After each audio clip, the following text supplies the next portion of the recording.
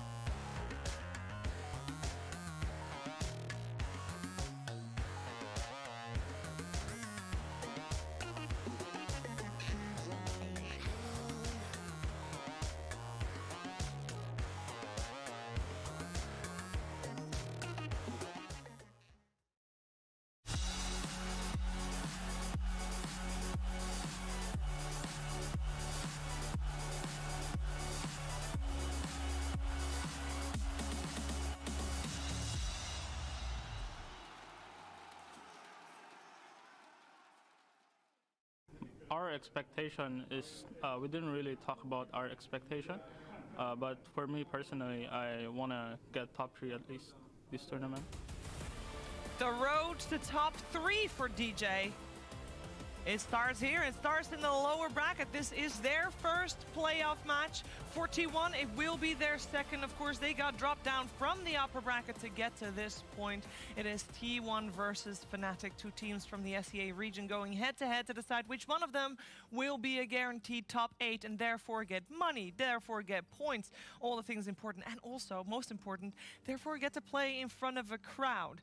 A lot of added benefit, of course, to winning here today. I'm joined by Purge and SVG, and we're ready for the draft of game number 1. We got Fnatic on the Radiant side. Dire side is for T1, who will also have second pick and overall last pick. So in terms of bans, there were a couple that we were expecting to come out, like the Treant Protector, Dragon Knight, and the Pugna, but the Keeper of the Light making an appearance on the ban side here as well.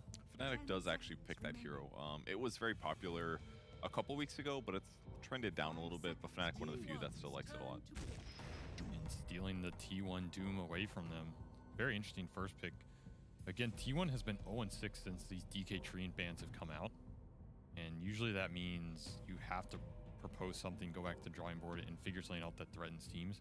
Because teams are just too comfortable banning DK Treant. What else is there to fear from T1 right now? So Fnatic keeping on that trend. I mean, it kind of undermined a lot of their early strategy because it was all about like Grimstroke stunner combos, basically getting lots of kills, and then they could pick whatever carry felt perfect, even if it was a semi-carry, because then they can get pickoffs and continue to stay ahead in net worth. But once that easy pickoff solution is gone from the Dragon Knight, that also solidifies your lane. The game got a lot harder for them now that they're forced to play different style of Dota. I think that's true for sure, but I also think that DK pick goes a bit further, because otherwise things like Mars Sand King would work just as well, right?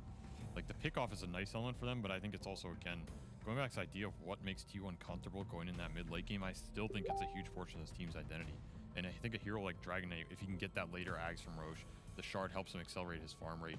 I think they just feel more comfortable playing that style than something like a more sacrificial Sand King or Mars. You can play those heroes like that, but again, it's what is Kuku going to feel comfortable going in that direction with, which is why the Doom historically has worked so well for that team. I mean, that hero is just an absolute monster in those late game fights when he can get Refresher or Arcane Blink, whatever he wants. It is cool to see an IO picked without a pairing, though. I assume it's so they can relocate whichever guy gets doomed. Grimstroke is still an option here for Fnatic, and it does undercut the Pangolier a bit, too, if you get Unleashed.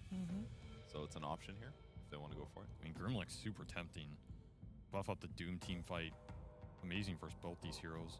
I will say I personally don't like the Doom IO trade. I think IO is the one hero that just makes Doom's game so hard in a lot of ways. Being able to sustain a core who can man right through the Doom. You have the reload save. It's an early mech and sustain buyer. Makes Doom's team fighting in the early mid very difficult. So I think that trade definitely favors tier 1, but Fnatic getting Chaos Knight off the back of it. At this point, I'm a Chaos Knight believer. How could you not be? I don't think anything stops this hero. I have not seen one counterplay which has shown, all right, outside of that game yesterday where that was the one game where Chaos Knight really got shut down. Yes. He had a rough lane versus Mar Timbersaw, and then OG just had Shaker, Timber, plus some other stuns. Did not feel like that Chaos Knight got to do really anything, but I think Pango's pretty good, though. It's another common solution, another reason maybe why T1 grabbed it here, because they said, well, CK's still in the pool, let's see if they take it. Because like in the mid game, you can easily clear the illusions just with Swashbuckle and Shield Crash, and then in later stages of the game, Chain AoE Disable can be really effective against it too. So I think Pango works well, certainly in fight aspects, but you obviously aren't going to shut down the CK laning stage. And that's the downside to me. Like, this hero accelerates so fast if he doesn't get punished on the early portions of the lane.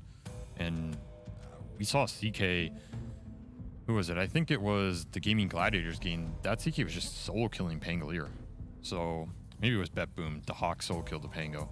Getting my games mixed up. But this lane is not necessarily that favorable for Pangolier. So then you're playing for the mid game, and I think that's where CK just thrives as long as he gets there with the items that he wants. If he can get to the Armlet BKB, Armlet Echo Blink, one of these builds, just a beast. He gets to choose how he enters the fight. He's insanely tanky.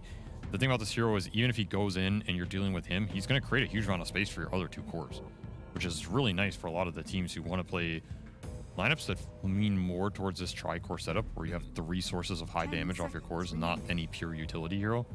that's another reason his Chaos Knight just thrives. He's one of the carries who goes in, stuns people, makes space. Yeah, that's one place that he can suffer a bit, is if he is the majority of your damage and they have solutions against him. Yes. He definitely has issues there no matter his farm level, because no matter how many items you have, if they have the right AoE disables, they can still kill your illusions. But with the Doom, they're going to have multiple damage sources. As long as their mid has some tempo and damage, then they should be fine on Fnatic. Yep, we got Fnatic banning out some combos that T1 likes to run with the IO, with the Leshrac, Tiny, and the Gyrocopter removed. T1 is removing any kind of potential for Zoo with the Enchantress and the Beastmaster. We'll see what their final ban there is as well. They lost to the Zoo already. They did. They don't want to deal with it again. Yep, and surprisingly, no Gyro picks of the tournament, I believe, so far. Correct. So, still a ban, but makes sense with the IO. Even more Zoo with the Visage ban. Just thinking about this Doom position 4, they'll steal the Grimstroke. I think that's a decent take. I don't think you want to give Grim to Fnatic here. Just too scary to team fight the team at that point. It was like watching Bet Boom in the last game against Team Liquid. They had literally all those heroes. They had Grim, CK, Doom. It was like the most perfect lineup you've ever seen. There still is Bane to grab if you want another Pango dealer, and it's not a huge amount to deal with his ult as long as he can be in the backline, which he has 2 frontliners already. Wouldn't be surprised to see them go that type of route, or just get some more heroes that can help the CK and Doom sustain when they go in the fight here. Kind of like Shadow Demon a little bit. Sometimes you want some Inkswell solutions. Ulti is great for dispelling the Inkswell. You can disrupt, save people that get gone on, guarantee their BKBs. There's some upsides to it maybe. But right now, other than like Pango, Inkswell with Swashbuckle aggressively, laning stage wise, they're not too concerned about Grim, but we'll see what their last picks are. The Winter Wyvern coming out. It's very reminiscent of their opening series that they had this tournament. In the group stages, they had CK Winter Wyvern on the lane. Didn't work out as intended. But, they got used by Liquid yesterday after Bet Boom beat them with it. And it was quite good against the Grim lane, frankly, because as soon as they go on him, he just does the shield, he offsets the heal, and all the time he's stunned, he's not taking damage anyway. So I thought it was quite good. Other teams have picked Wyvern against Pangolier. We saw Beast Coast do that. It's decent against IO as well. I actually think it's a pretty good Wyvern pick here. That was a heavy percentage favorite for T1, by the way, coming off of the Twitch chat audience. Oh, what was it? Something like 70-something. Yeah, 70+%. 70+% for T1, which I wouldn't have said. I would say it's a lot more even, especially because it's inter-regional. Yeah, that's the part that throws me off for sure. Yeah. Normally I would say T1 would just go this Lina route versus the DP, but I don't think it looks that amazing in this game. There's some elements I like about it, but at the same time, how their lineup functions together, I feel like I'd rather see something that can go in with the IO to back it up. Traditionally would be the Leshrac, which of course is banned. Tiny also banned. Forces them into an awkward spot. They might just end up trying to bristle and tempo it again. But they've got great solutions against that too, because they've got Arctic Burn for percentage damage. They've got Spirit Siphon, and they've got Infernal Blade. They've got really good solutions against tanky heroes, and they have very good tanky frontliners that sustain, all 3 of them. And they've got Cold Embrace to back it up. Like, it actually might be a rare game where Locket on Wyvern could make sense again.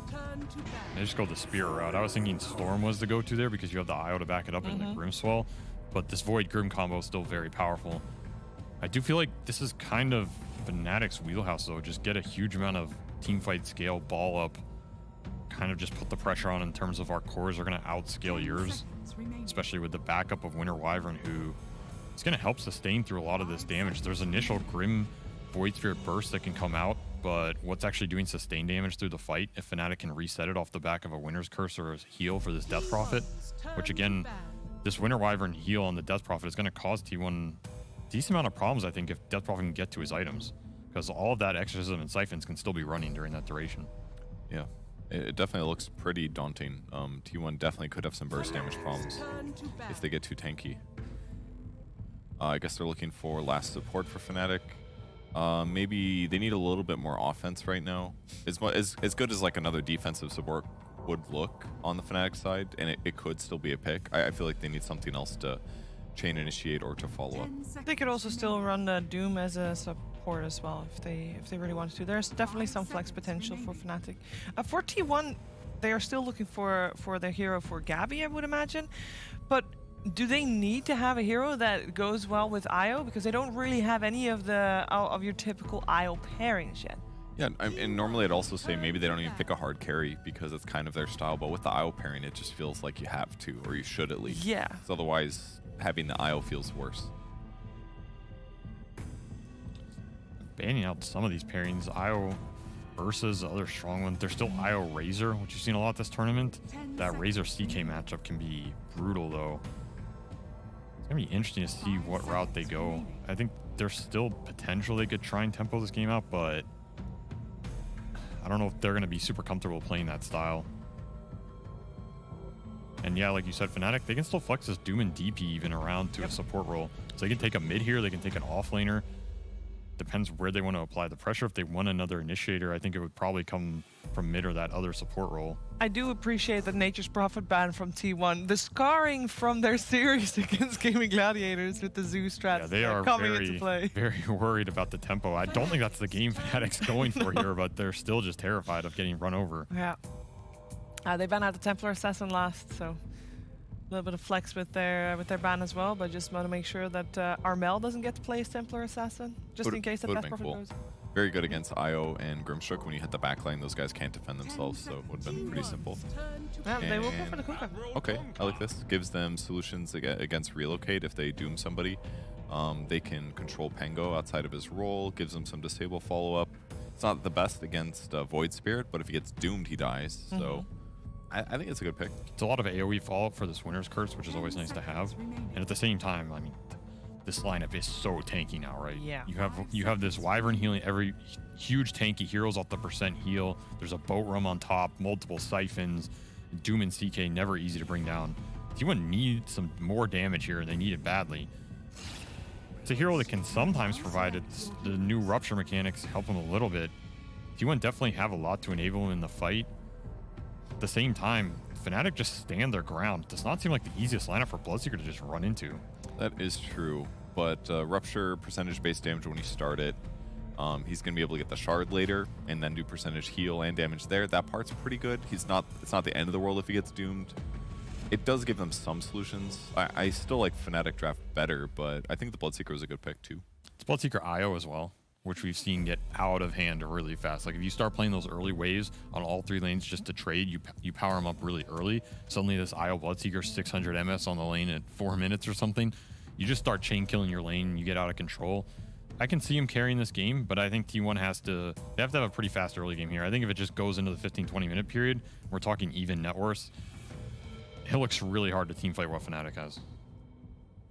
So a little bit of Fnatic favor coming off from SVG. What about you, Perch? Are you echoing that? Yeah, I feel the same way. The IO pairing is fine, but maybe not the most incredible if Fnatic gets a net worth advantage.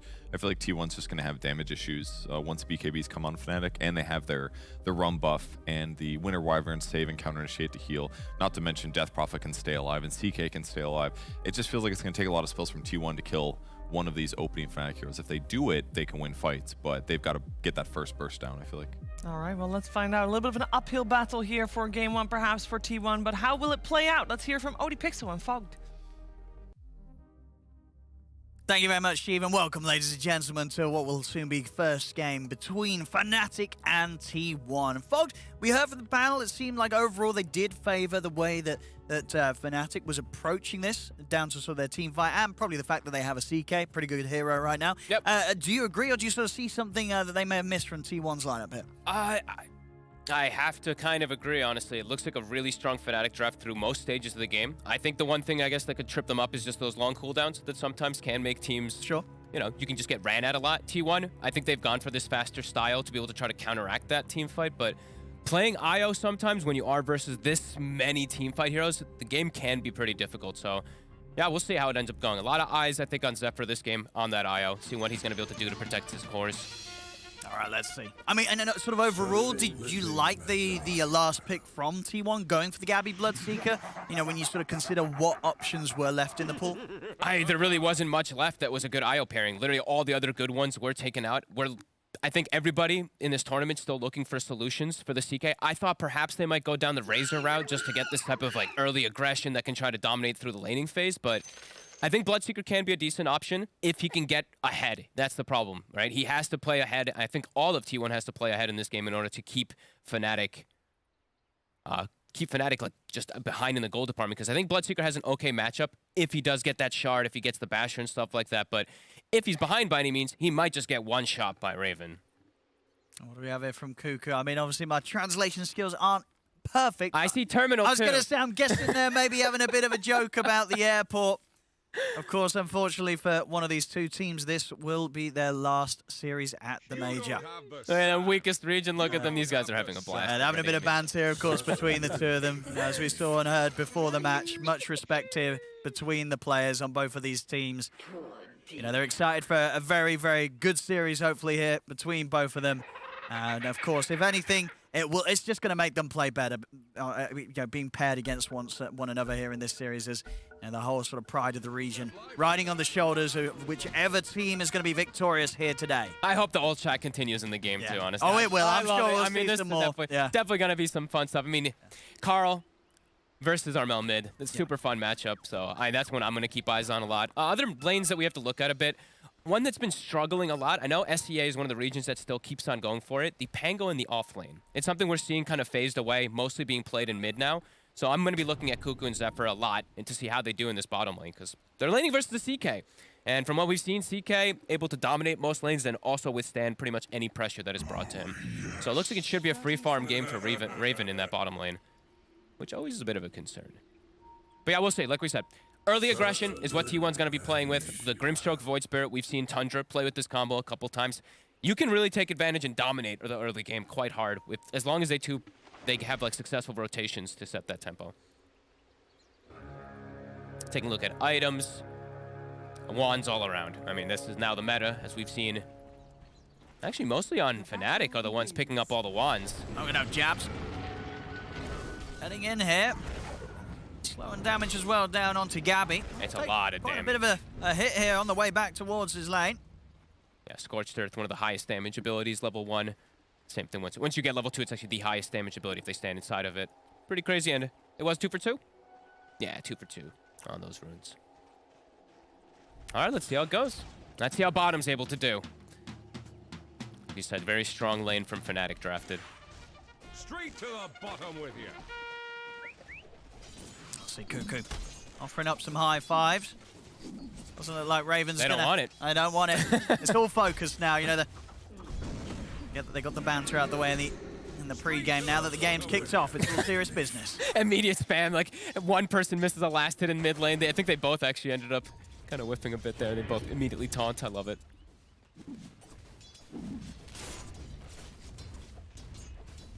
Mid matchup, arm out. Already teasing around with Carl. Oh, he gets the connection. Gets a deny because of it. Into the high five immediately. Let's see how these range creeps go. Carl just going to have the Remnant control. Top lane. See Jabs getting a little low there to Gabby and Whitemon. Jabs has to be a bit careful up here. The early levels definitely could prove to pressure him out of lane, so just has to keep himself a little bit topped off, because there's a lot of burst damage that comes from the Bloodseeker and the Grimstroke early on. We'll see how DJ decides to skill as well, too. Been seeing Wyvern played in multiple different positions now in this tournament. She's starting to come back. Big damage here from Armel. Armel's really taking advantage of this mid lane a lot here. 8 and 4 already. And as you said, you know, the harassment is really starting to come in. And when we see this Kunkka versus the Void Spirits, Kunkka just goes for stats. Void Spirit has to rely on getting that rune luck a little bit. So wouldn't be surprised if we see Fnatic supports look to rotate mid very early on just to make sure that Carl doesn't get a rune. You get nothing.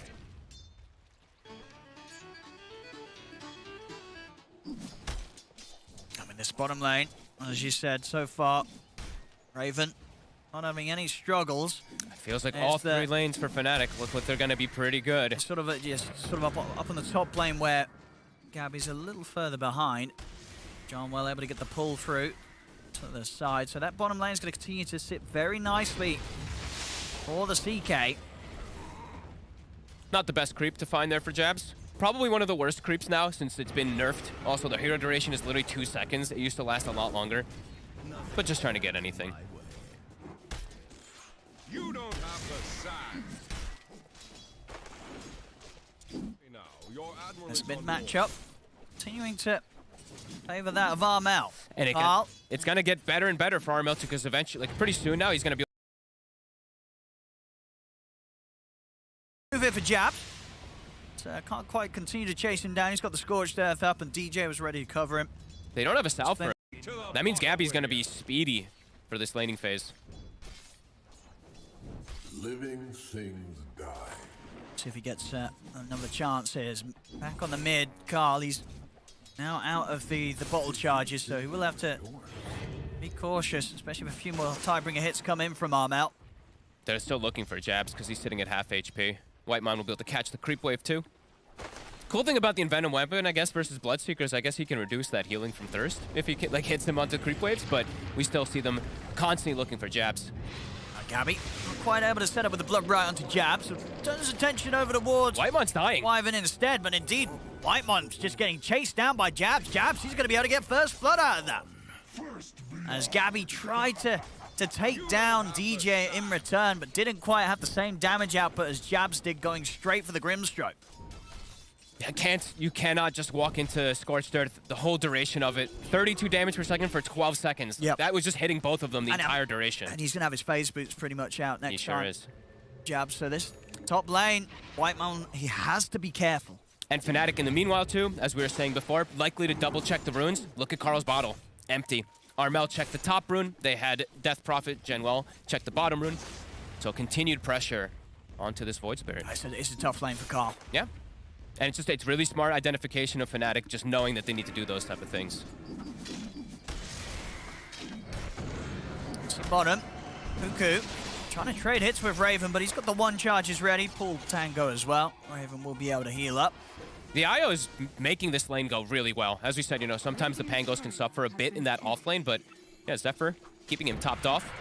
Even able to slow down a little bit of the farm of Raven. Pretty impressive. Also, sniping the courier there from John Well will take out the Obs and Sentry from being delivered towards them on that bottom lane for Fnatic.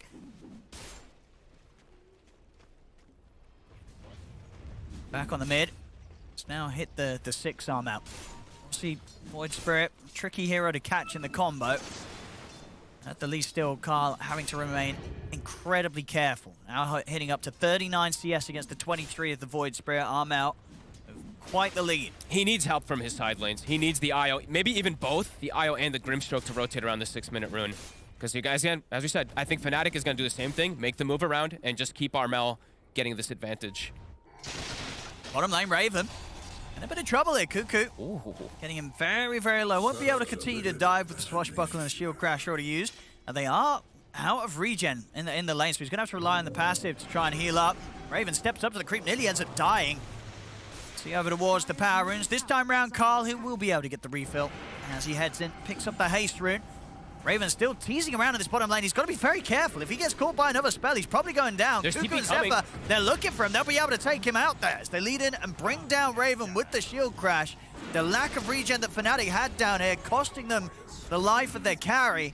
See if they can get the two of them in return. No, they can't get Cuckoo. Here comes Cuckoo's Carl. going to be able to walk away. Carl's ready to dive in to look for more. DJ protecting himself momentarily with the cold embrace, but it comes to an end. There's the extra control, another astral step. Carl, he'll take down DJ. Super important. I think as like Panel was saying, SVG was saying, the early game from T1 has to be on point. If they start falling behind too much in this early game, Fnatic's draft just with this heavy amount of team fight will quickly start to take advantage. So quick smart move from Carl, gets his bottle refilled bottom. They will lose Whitemon, but still making some good early aggressive moves. Top lane, Gabby has hit the 6. We'll need a +1 though if they want to try for it. What's the chance for the Jabs to TP out will always be there. Armel still has TP also, so he can join top if he sees an opportunity if they end up going for the kill. Whitemon looks like he wants to actually set up for this one with Gabby. Not going to happen. Jabs has to be careful. Looking at mid. Trying to catch Carl, but he'll just be able to dissimulate it off. He's going to go for the TP out. They've got the X-Well stun. It's not quite in time there. Heads up from Jabs. Instant TP. Immediately out. Living things die. Raven is feeling the pressure, though, down here. They're doing such a good job. Still decent net worth, but you see Cuckoo. He's already level 5. He's got the double bracer finished up. He's super tanky. Rune, Armel will get it this time.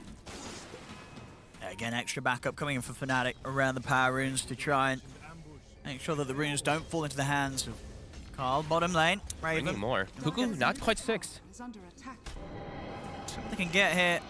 Zephyr, he's fine. How close is Cuckoo on the XP? Still about half a level. Halfway, yeah. Once that 6 is there definitely is a chance that we might see T1 look to dive the bottom tower again around the Rolling Thunder. I think they have, like we said, they have to play pretty much constant aggression in this game, or it might get really problematic for them because the farm that's going to be coming out too, there's a Midas that's going to be coming out on this Doom. Fnatic's playing to just farm this game and go for late because they will outscale. Armel having an excellent game, as we've been saying. 4,300 net worth. He almost has gotten the mid tower already. 400 HP left on it. Yet to be able to damage Fnatic's tower at all, of course, in the mid. T1, they're looking for the kills. Whitemon and Carl ready to go straight towards that bottom half of the map. Gotta be active. They want to find Raven. So if they can catch him here in the jungle. Raven already backing off away from this point. Try and buff up Carl, but you can see here from Raven's movements, he knew what was coming. As he holds himself close to the tier 2 tower. 4 heroes. Look at them hunting. And T1 desperately looking for the CK, but they can't find him. They have to also find DJ, because DJ's just going to slow down this push, and looking top. They might even get another tower. Mid also, as you mentioned, almost dropping. This is big moves from Fnatic. T1 they have to just full pressure this tower right now. I mean, DJ is probably not going to want to reveal himself. It doesn't look like they'll put any effort into defending this one. He might in like 5 seconds. I mean, actually, okay, no, they're going to try and hold this. They're coming in with the TPs, Armel. See if he can start something off it. John Well beginning with the silence onto the IO. Cuckoo has the Thunder. Rolls to the side, trying to scout out DJ, but the boat's going to be coming crashing down onto Zephyr. As the IO will fall, and Fnatic will manage to hold this tier 1 tower bottom and push back T1. They only lose the one on T1, though. They bailed out really quickly as soon as they saw those TPs coming in. But as we said, we're seeing Jabs getting that free farm going. Midas is about to be finished already. It's already 2k gold advantage for the side of Fnatic. Yeah, the biggest difference really in the sort of the core farm is that of the mids. About 1.7k net worth difference right now between Armel and Carl. Important that Gabby is ahead of the CK, though, early on. This matchup, it swings very quickly. The Bloodseeker has to just have that net worth advantage to be able to ever really deal with CK. It's going to be such an early BKB for Armel, though. This is a pretty big concern. When you look at T1's draft, it's kind of hard countered by it. The only real thing that they have that's going through it is Bloodseeker. Besides that, Armel will just be able to hold his ground every single one of the fights. Very tough heroes for Carl to burst through. Yeah. Top. Might be able to find Jabs. Yeah, this time round, he's not going to have the chance to react quick enough to escape. Too much damage coming in. They bring down the Doom. T1, they'll get the tower bottom. Nicely done. See the rest of Fnatic. They're smoking up towards this top lane. Maybe see if they can make a move onto Gabby. If Gabby gets a little too comfortable in this area, and Gabby will push out another wave. Pretty far away, and of course, no tier 1 stands up here, so no sort of backup available for Gabby. He'll get taken out. Takes a risky position there to farm, and it cost him his life. I can't believe he actually shows himself on that wave. With no tower alive, that close to the T1 also.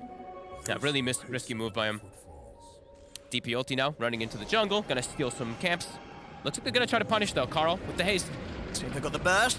I'll drag him back with the Remnant. They'll get the kill out of this one. Nicely done. He's able to punish John Well there. Carl continued to get power runes, too. It's a haste rune that I think 2 haste runes he's got, and now he has an illusion as well. Really important to keep his presence on the map. Yeah, he's got to get himself back in towards the top with the kills. To avoid Spirit. This hero's a killer, not a farmer.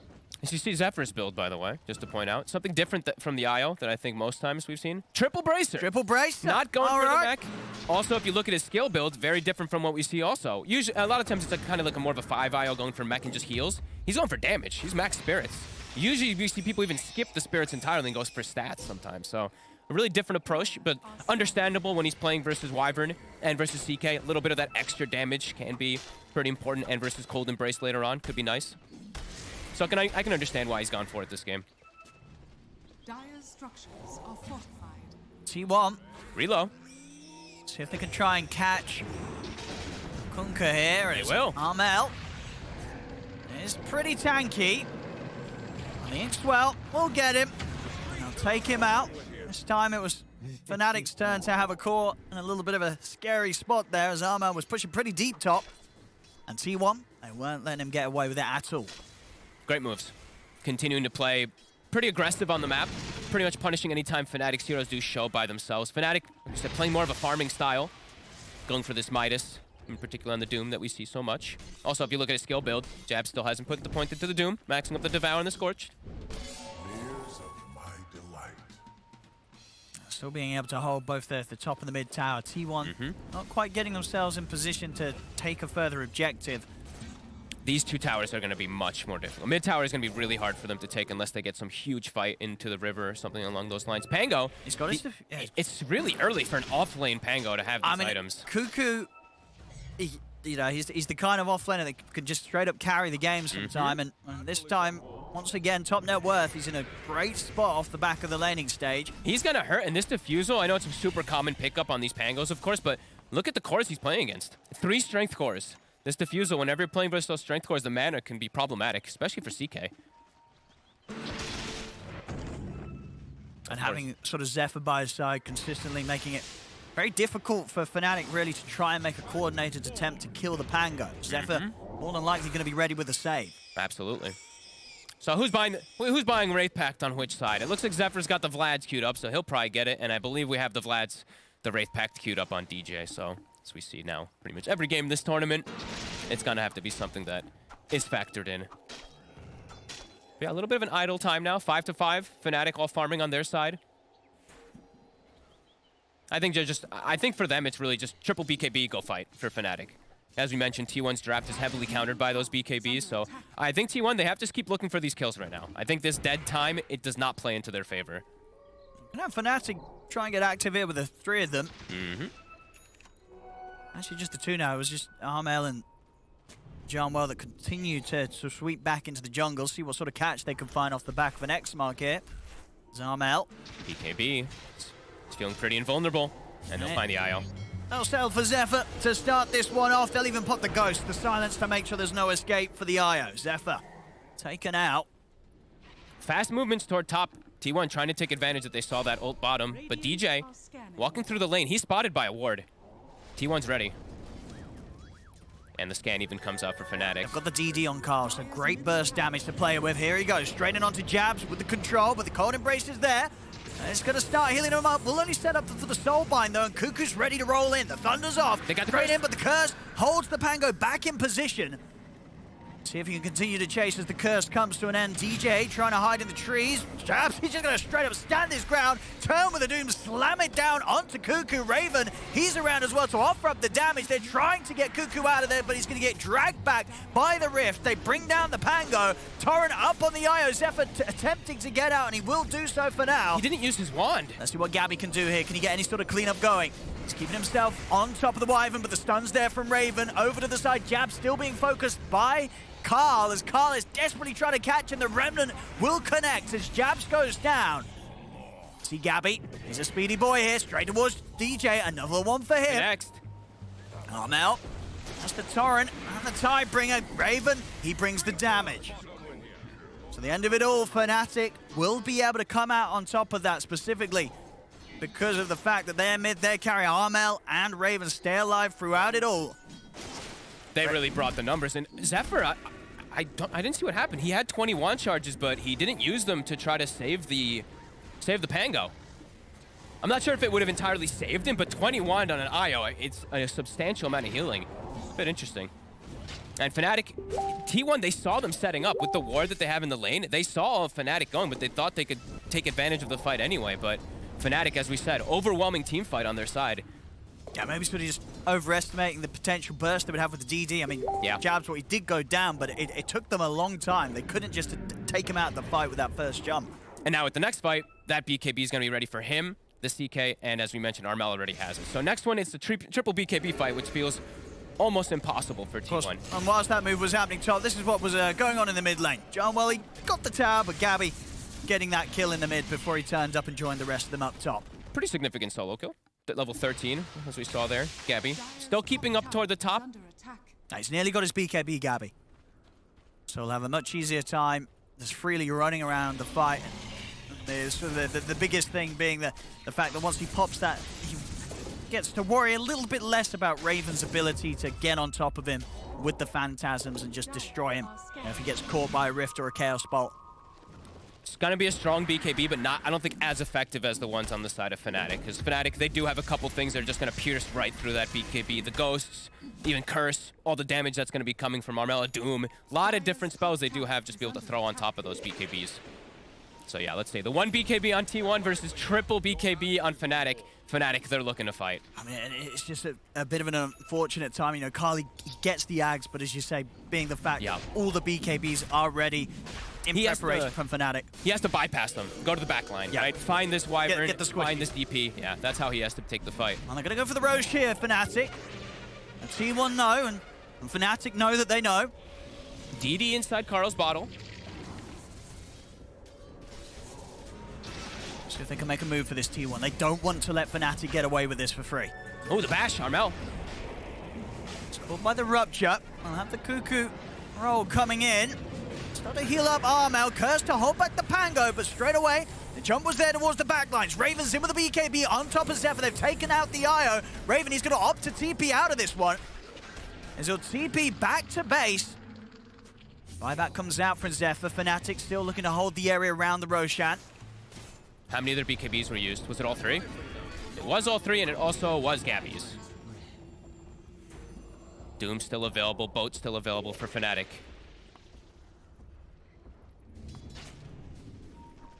Carl. Team's a bit pushed away from this Roche, though. The bash is always a bit scary, Armel. I think even Fnatic now hesitant to head straight back into the pit, especially with the fact that they don't have those ghosts to help speed up their ability to take it down. Don't have a blink yet on the Doom either. Their initiation is a little bit weird for the moment on Fnatic. It's just catching from an X. Once he's got the blink, it's going to be a lot easier for them to catch any heroes. So yeah, seeing 4K lead for Fnatic right now. T1 all still hanging the area. Rolling Thunder is back available. This could be a good smoke from T1. They might catch BKBs in 10 seconds or so. See if they can get the jump. It's going to be so close. And Carl's got to get him very swiftly. He's going to go straight for Jumwell. He's in with the combo. Not a chance here for the Death Prophet. Every kill matters. See if they can go for more. They've still got a couple of them smoked up, T1. They want to try and see if they're going to hold the air around the Roche. They're going to consider going for it themselves. I mean, they don't do it very fast with the heroes that they have, so a little awkward if they wanted to try for it, and they don't. Especially versus the mass team fight. You go into the Roche pit versus Wyvern and Death Prophet and Kunkka. It's asking for disaster. So yeah, they'll split it up. Send Gabby bottom.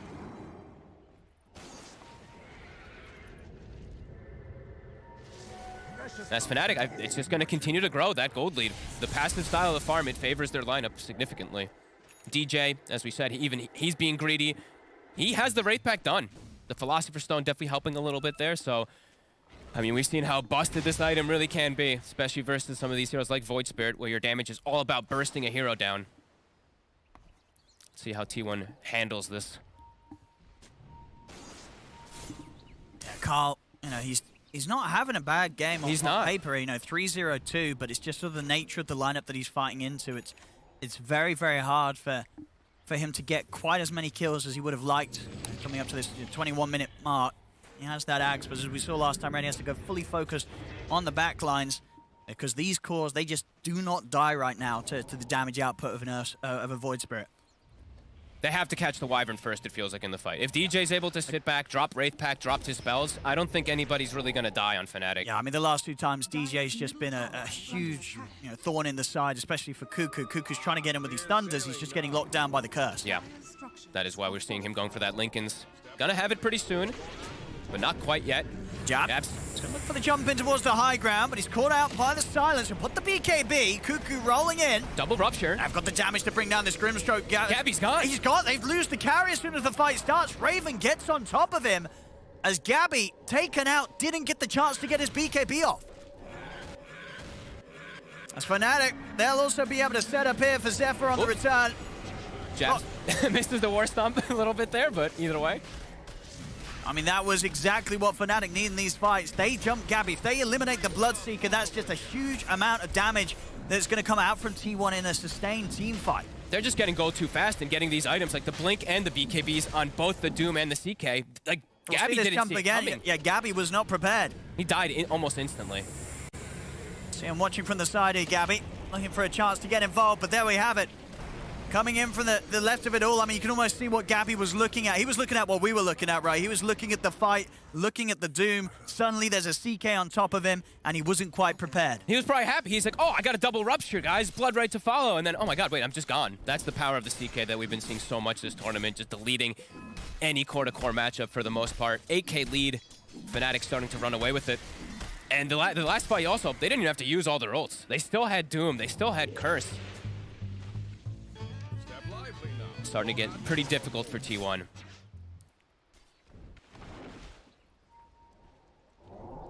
it's tough, like we said. Carl, 3-0-2, but you're really just starting to feel his effectiveness disappear on this Void Spirit. Yeah, it really is one of those heroes that, especially when you're in a game, when you're against these cores that are just going to become naturally tanky. You know, playing against, what, three sort of big, beefy strength cores. There's going to be a certain point of the game where you're really relying on your carry, on the Bloodseeker Gabby, to be the one that lives and can just bring down these high HP heroes. Starting to get the mass Lincolns to come out. We see Carl's got his queued up, Pango's got his finished.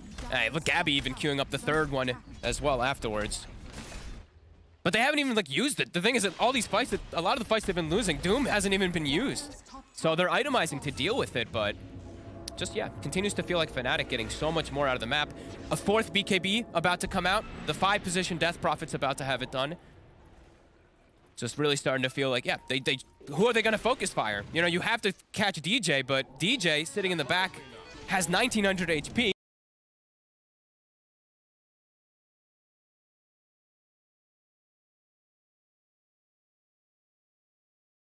Rave Pact, as you say, take trying to do. And the curses. And each and every time, DJ's been ready with the response. They've not quite been able to find him at the start of the fights as much as they need to. Again, a lot of pressure on Carl to identify where this Wyvern is and take DJ out before he's able to get anything done in a team fight. And is he going to be able to do enough damage as well, right? Like, even if he finds DJ... He probably doesn't solo him. I don't think so. The pupils, if the Wraith Pact is down, no way does he solo him. Absolutely not. DJ's going to be able to live. So now you're relying on 2 heroes to get there, which probably just now falls on to probably Zephyr being able to bring a core into the back of the fight, or just enabling them to initiate from an angle that Fnatic might not be prepared for. And then, of course, you're having to use that relocate aggressively, and a lack of a save could mean that so the ultimate lockdowns and the dooms, of course, from Fnatic are even more deadly for T1's cores. It's a tough game for T1. Look at the pressure they're feeling. All 5 heroes set up around mid. Fnatic just continuing to farm, distribute wealth. As we said, BKB done for the 5 position. Quad BKB ready for the fight. Gonna try and jump Jabs here, but Jabs will be able to take, hits the Doom off. And that is gonna be Carl locked out of the fight. Zephyr will come in with a save. Okay. Buy some time for him as T1, they'll look to reset. Not the worst of situations here, as they don't lose anyone quite yet. They might lose Zephyr on the way back. He gets X'd. Yep, they've got the catch on him. So Zephyr, he'll go down. Nothing that T1 could do to save him. They're going to try and poke back at them, but indeed nothing that they have will hold back Fnatic as Zephyr goes down. Looks like T1's still attempting for something. I mean, they're trying to go back in onto the Kunkka. See Gabby, there's him with the BKB, but the curse is going to hold him back. See Kunkka will fall. Okay. Big kill here. Can they get more from this? I mean, honestly, if they just get the Kunkka, they'll be happy. Taking Armel down. Did you see the X? He X'd himself before he got ruptured, and then it pulled him and actually did a ton of damage with the rupture back to Armel. I mean, that's a huge kill. It is. Armel was maybe feeling a little stronger than he was. You know, didn't have the BKB ready, was still on cooldown. I honestly kind of want to say that I want to see T1 smoke almost immediately. I think you want to go. Kunkka's down for a minute. I think you have to just try to catch Fnatic off guard when any of these ults are on cooldown or any of these BKBs are down. Maybe don't go for Raven, but try to catch some of the other heroes. It's still tough, but it's maybe something they have to start looking to do. A decent reset, though. Getting a big kill, able to save Carl from the Doom as well. They almost blocked the Doom too. I think the Lincolns came out like It was, yeah, just a split moment second after. Cuckoo did try.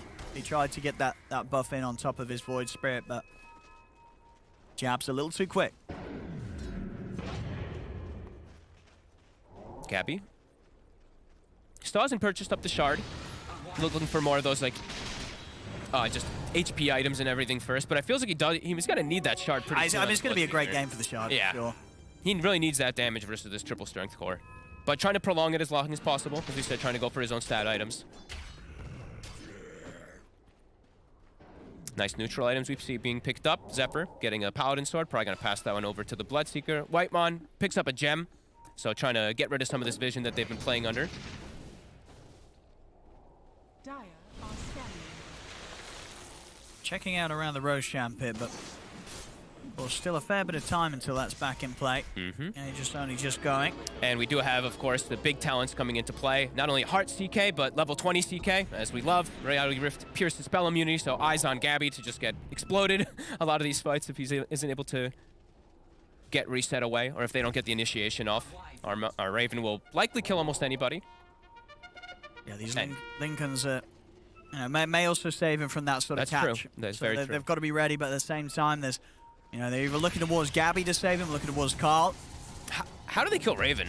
5-1-1 in the CK this game with the Titan Lever, with the Heart. He's going to be 4,400, 4,300 HP. I mean, it really is. Is the answer is they need the shard. It's going to be the shard. Yeah. That is the only way they kill Raven. And you've only got to imagine Gabby will almost certainly pick that up after Lincoln's. It's got to be his next purchase. It's just going to have so much value when it comes to actually taking down Raven. Does get the BKB off. Dire's top tower is under attack. How long on Roche? Still about a minute and a half. Was he down bottom? They get the Doom. He was able to get the BKB off in time. There's a reload coming in. So he probably stands a pretty good chance of being able to walk this one off. Zephyr heading in. The BKB now comes to an end, but indeed the fact that he got that off, meaning there was no further control outside of the Doom, means that Gabby is able to walk away there. Very good on the reactions. Yeah, good macro movements right now from T1, forcing the BKB from Armel, forcing a Doom bottom, maybe opening themselves up a window around it when that Roche does spawn soon. Depend on the timer, of course. And another DD, Carl. They're looking for a window here because that Doom is down. BKB on Armel, 30 seconds as well. If they catch this Kunkka... I mean, they'll look to try and catch John Well here. Ooh, the bash. He's going to clip him to the side. John Well getting burst through. He's trying to heal himself up. In fact, it's Carl that's in trouble. Zephyr tries to tether to help out, but Carl just gets taken down immediately. Cuckoo's in with the Rolling Thunder. The Cold Embrace, it's keeping John Well alive. They can't quite kill the Death Prophet. They've lost two themselves here, T1, as Zephyr also falls. Cuckoo's still trying to find John Well, but he can't finish the job. The Death Prophet lives. Finally, the swashbuckle from Cuckoo takes him down. But they've lost 3 heroes, T1, and I think they're about to lose a 4th. Cuckoo surrounded, taken down. Ultra kill for Raven. My God. Disastrous fight, really, for T1. Trying to go for the 5 Death Prophet, and they lose 4.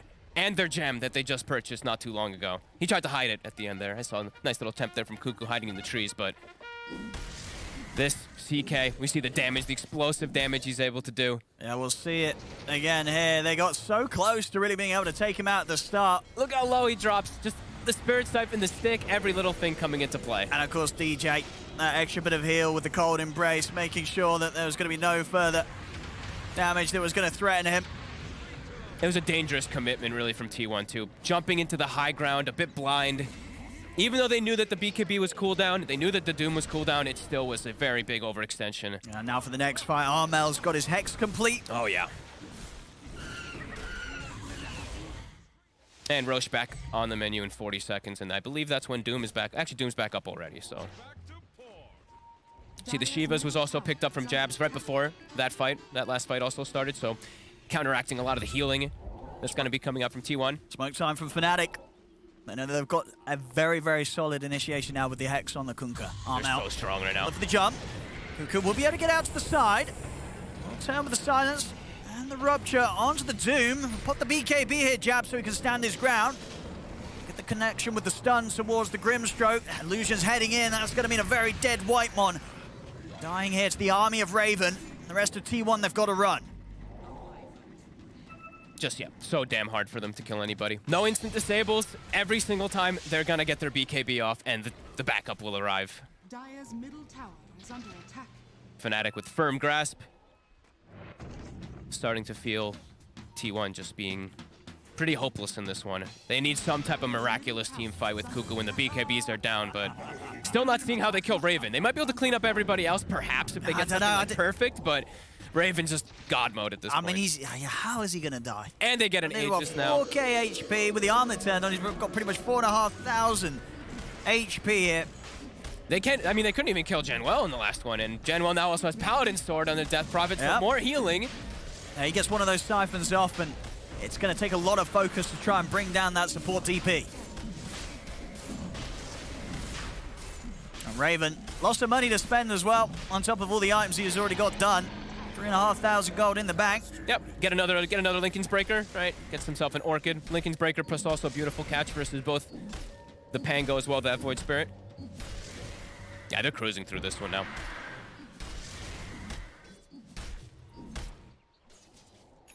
Jab's already set up for the next move, too. Look at bottom. Carl. What? Oh, get the jump start, and that's the doom. Having that halberd there to break through the Lincolns, open up Carl to be doomed. Zephyr will manage to save him. So Carl will live in this instance, but it will be Zephyr paying the price. Good read by Jabs early. Good read by Zephyr as well, too, to be prepared to bail out his core and give his life. Good old supports. Raven, beyond godlike, immediate smoke from Fnatic. T1's got to be careful. They might have to just back off out of their triangle here, because Fnatic's charging straight towards them. Raven ready to get the catch with the Blink Orchid if he sees anybody. Yeah, he can just lead the charge. He knows he can't die. Gabby. He's going to have Kuku coming into the side. See them jump towards Jarnwell. They want to try and take out this Death Row. Jarnwell has got some siphons going, so he's healing up, but not enough. Gabby will take him down. Over to the side, though. Raven had the control and damage to take out Kuku alone.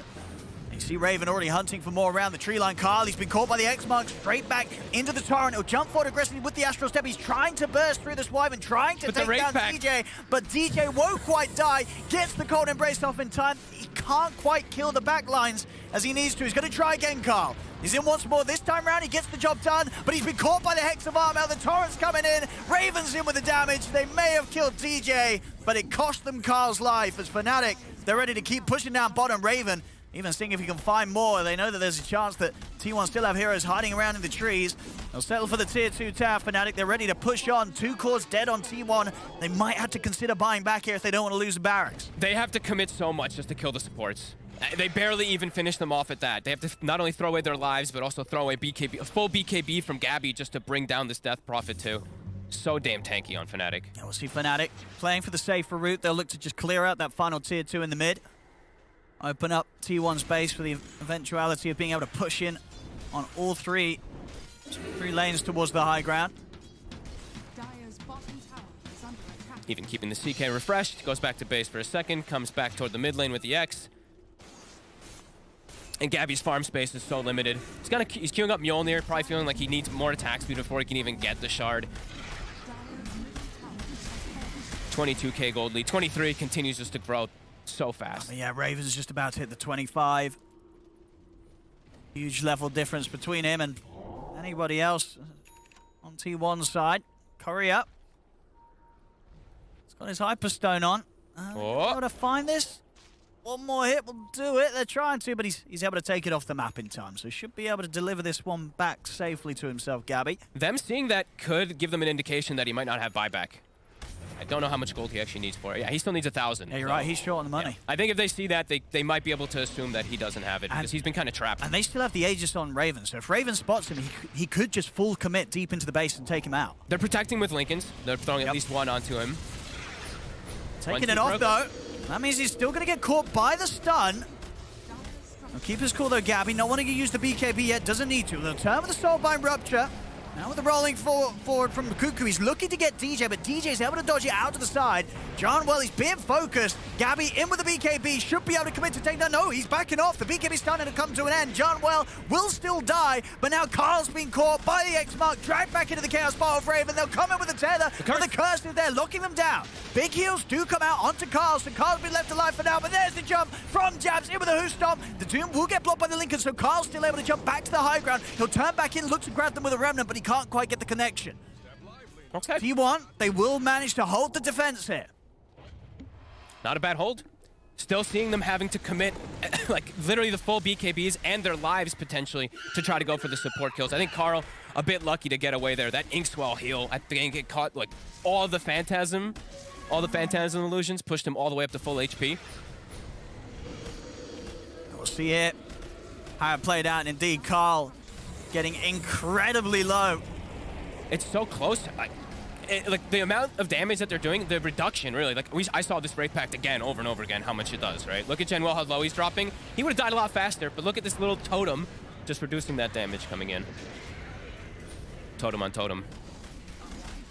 T1 showing that they are able to hold here. As Fnatic, they're back in action, ready to start looking for another push potentially. Gabby, once he got done, so the Miona's finished, and yeah, there's shards queued up next. Okay. So only a couple of 100 gold away. If he wants to go all in on the purchase and not hold for buyback, he'll have that ready for the next defense. He got himself his leveler too, so yeah. Tons of attacks. I mean, because so now at this point, if he gets in with a BKB pop to his teammates are able to throw down the Lincolns onto him, like Gabby will hit pretty ferociously. Now they actually have potential to maybe bring down Armel, maybe bring down Raven, but it's still a tough task because they are very tanky and they still have to always find the Wyvern. They need to kill the supports first before they can look to focus off the CK, because he'll just get Cold Embrace, Wraith Pact will drop, and the TIE fight will probably turn. Catch with a smoke here. Jabs will show himself mid. They're going to try and see if they can catch him. Already the BKB's out from Jabs. First Lincoln, second Lincoln's taken out of Carl. Raven looking for a window. And Cuckoo playing very carefully now, right to the edge of the fight here, away from Fnatic. Knows that there's a chance of Raven dragging him in. T1, they tried to catch Fnatic by surprise there, but of course Jabs quick with a BKB reaction. It's going to be back to the base for T1. Oh, nice little plays from Raven there. Throwing the stun onto a creep, switching the illusion that gets created onto the tower.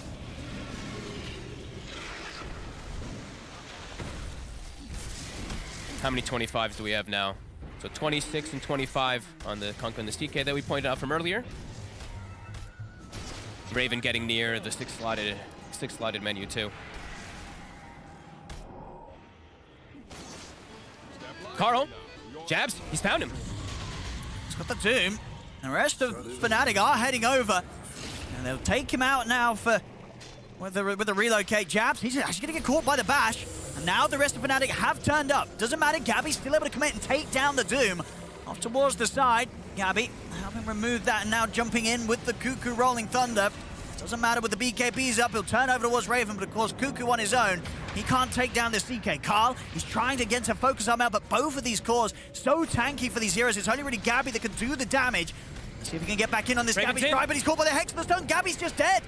He's out for 90. He tried to get back in. His teammates, they needed him to help out, but with his BKB already used, he didn't have the ability to keep himself alive. That's Gabby out for 80 seconds. No buyback on him. Fnatic, they can head straight back towards the base and look to take down some of these barracks. I see every single one of these fights too. Gabby immediately pings Wyvern. Like every single one of them, he's like, I want to commit onto something, but DJ getting to just free cast.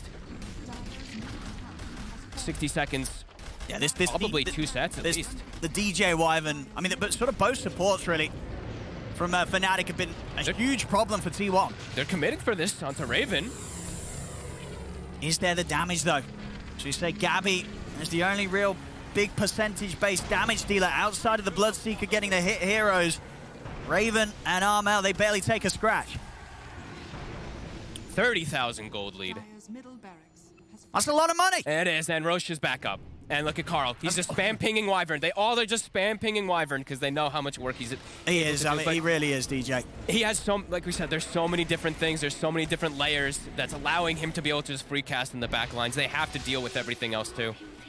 And it really was sort of from what that point on was, as we mentioned earlier, where that that chance and opportunity of Carl being able to solo DJ. Well, you know, once that sort of window's passed and DJ had that Wraith Pact, giving that extra HP and tankiness, it just meant that there was no way to deal with this Wyvern. Like, how on earth did they catch him? You know, DJ's playing on top form, and he's never been caught out of position in these team fights. It does help when you have 3 of the beefiest heroes in the game. He's got some beautiful frontliners. Plus the 5-position Death Prophet who's this farmed, right? Like, he has that. Here we go, let's see what they can do here. Carl, he's going to try and get in with the jump of the Aegis. It's already picked up by Raven. Raven goes over to one side. He's got the stun on Gabby. Gabby's in trouble. He's locked down Gabby and put the BKB. Zephyr takes him out in time. Zephyr will keep Gabby alive. Whitemon will try and TP out. DJ will find him. As T1 not quite able to stop Fnatic from getting that Roshan and all the drops that he provides, but at the least they do make sure that Gabby will be safe and alive for a high ground defense. It's just so wild how, I mean, this is what we've seen so much this tournament, right? This CK, the power of it, that's why it's pretty much first pick most of these games. 1 stun, a 2-second or 3-second stun, and you're just dead. You have to either get relocated out, pop your BKB, full run, and reset. They'll have to use buybacks to try to hold this, but it's a tough ask. Refresher shard on Jabs, so he's got the double doom available. Dire's top tower is under attack. How do you defend against this? You don't. That's how. You know. Yeah, it's... They'll kill maybe one person, but... Let's see Carl. Dire's top tower is under attack.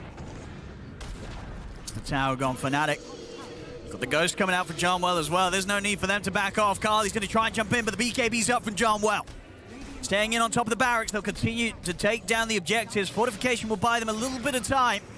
Get the bash on Raven. And Cuckoo is going to try and start things, but this is a CK with an Aegis. Carl, he's going to look to jump in. The BKB's come to an John Well, but the Cold Embrace is there, healing him up. Inside the base, Jabs, he jumps in. He's found the Doom down onto the Bloodseeker. Gabby's in trouble. The Bloodseeker gets taken out. Zephyr can't save him.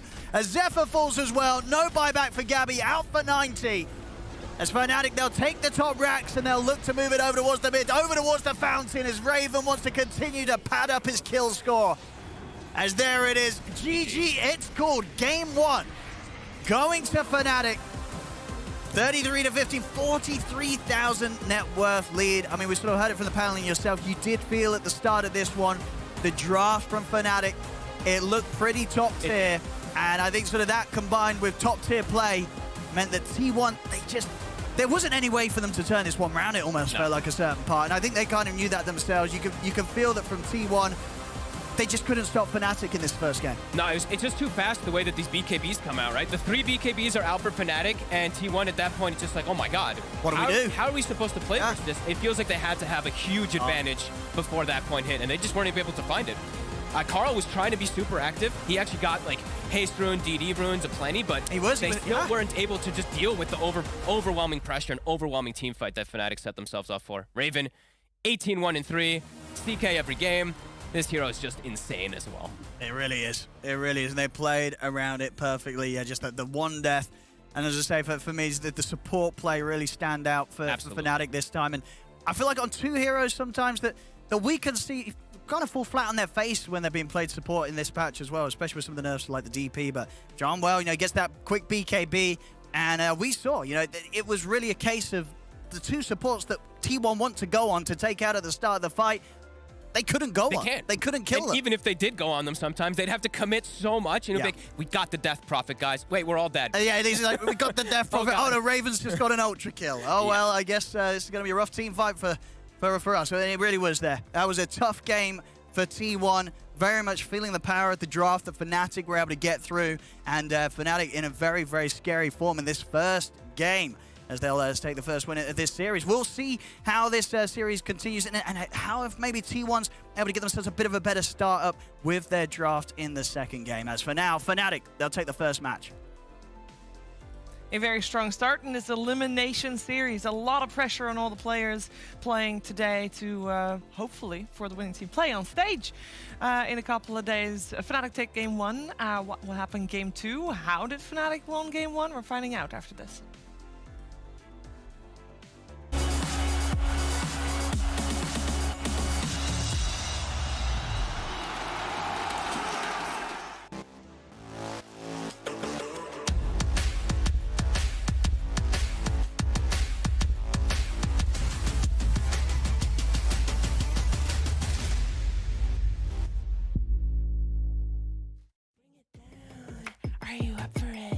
Make it count. Are you up for it? Better run. Are you up for it? Yeah, you gotta get it done. So are you up for it? Say, are you up? Are you up? Are you up for it? Up.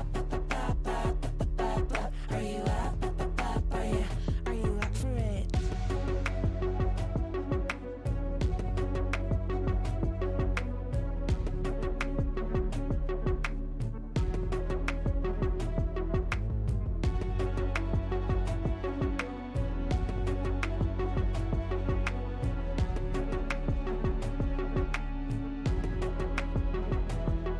Bring it down.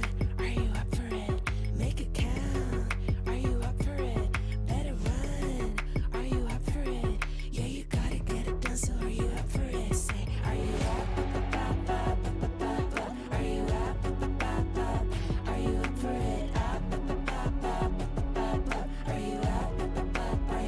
Are you up for it?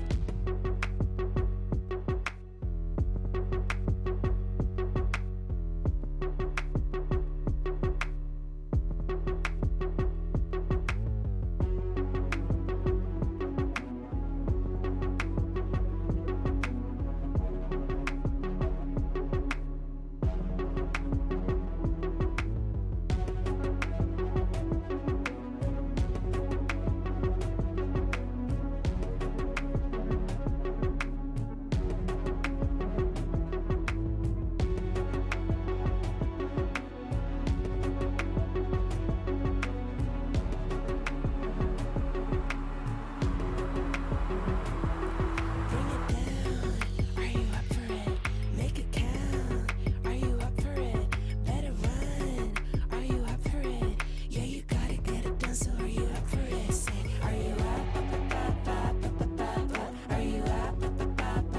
Are you up for it? Up. Are you up? Are you up for it?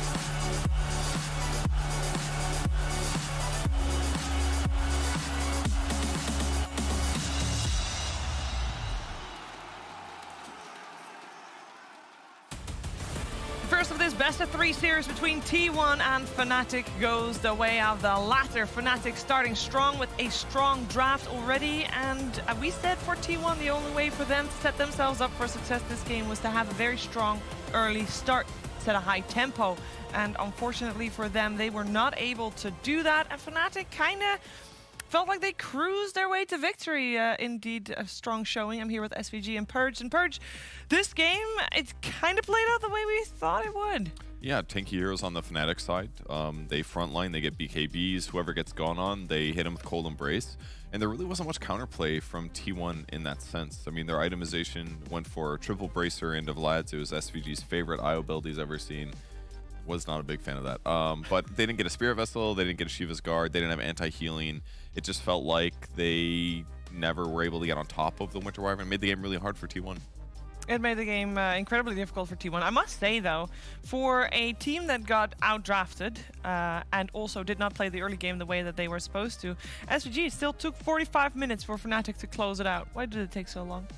I think you're mentioning outdraft. I think that's a term that can mean a lot of things. Okay. I think why I felt Fnatic was favored was two things. I don't think the draft was necessarily super unfavorable for them, but it puts T1 in a position where they have to play a style that I don't think they're super comfortable playing, or at least I haven't seen them have a huge amount of success on historically.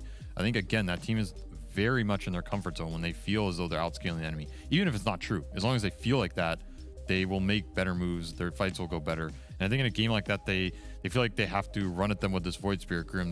They feel like they have to take the more aggressive fights so this Bloodseeker can get activated. And that's why I feel like the draft's unfavorable for them. I think theoretically they can even do a lot better in that game, maybe even win it if some things in the early game go their way. And I also think one of the big things is they didn't lane this IO with the Bloodseeker, which is what my impression after I saw that draft was going to be, that I think this IO Bloodseeker can potentially take over that Doom lane.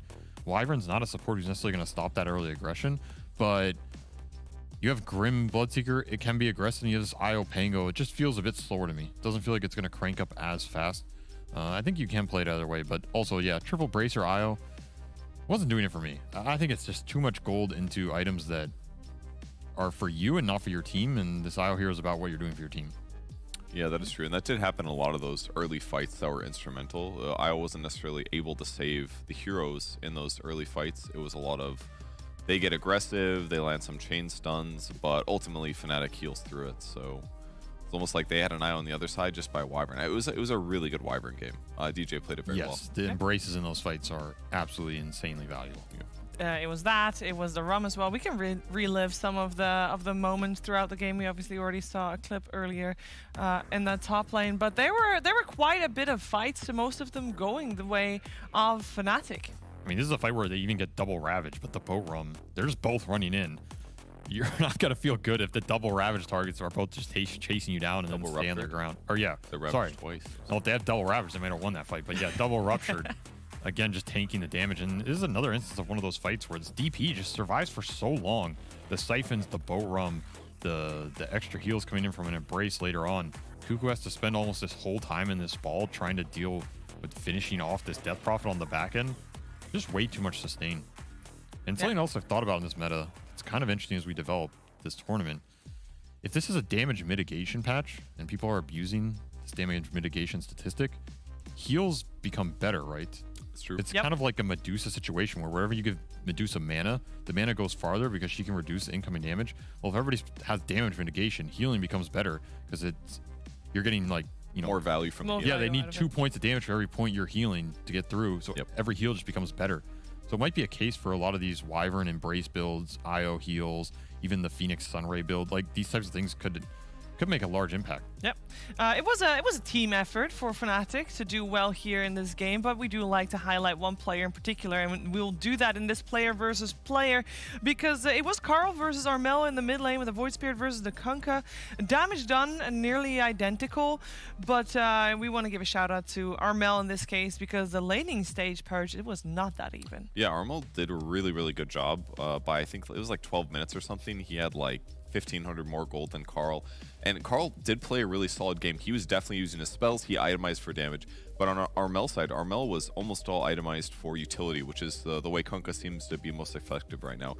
You get BKB, you get an AC, maybe you get a Halberd afterwards, and it just allows you to amplify your team's damage, keep them alive. So the fact that he was able to still deal more damage than Carl was just testament to him helping to keep his teammates alive and eventually lock down and score kills on the enemy squad.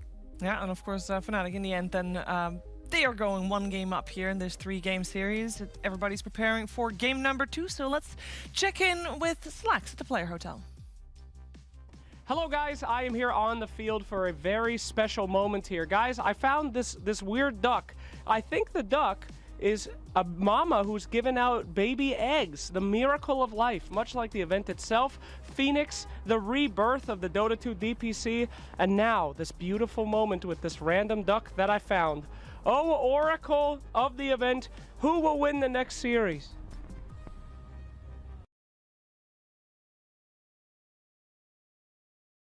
Turns out it's just a duck. It can't speak English, but I think I know who will win the next series. That's when this beautiful creature gives birth to her babies. Back to you.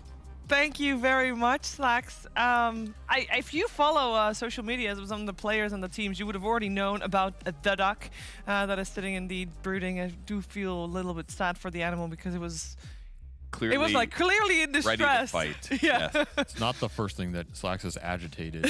That is where they true. start hyperventilating. Well, the duck is ready to fight. I hope T1 in game number 2 is going to be ready to fight as well because they will need to fight tooth and nail if they want to force out that 3rd game and make their way to the grand stage in a 3rd game potentially. We're finding out though, game 2 of the series after the break.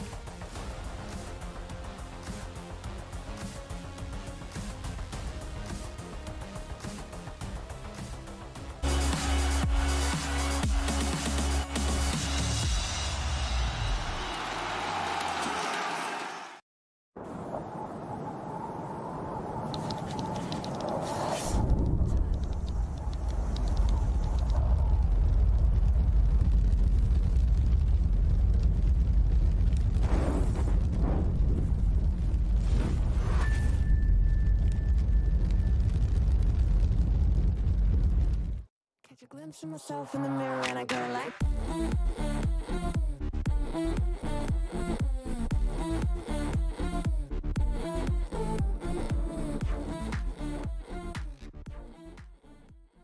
Hello everyone and welcome to another edition of Draw Me Like One of Your Patch Notes. We have two of the greatest players of Dota 2 in all of history, in all of Southeast Asia, in all of time. We got Gabby and Carl.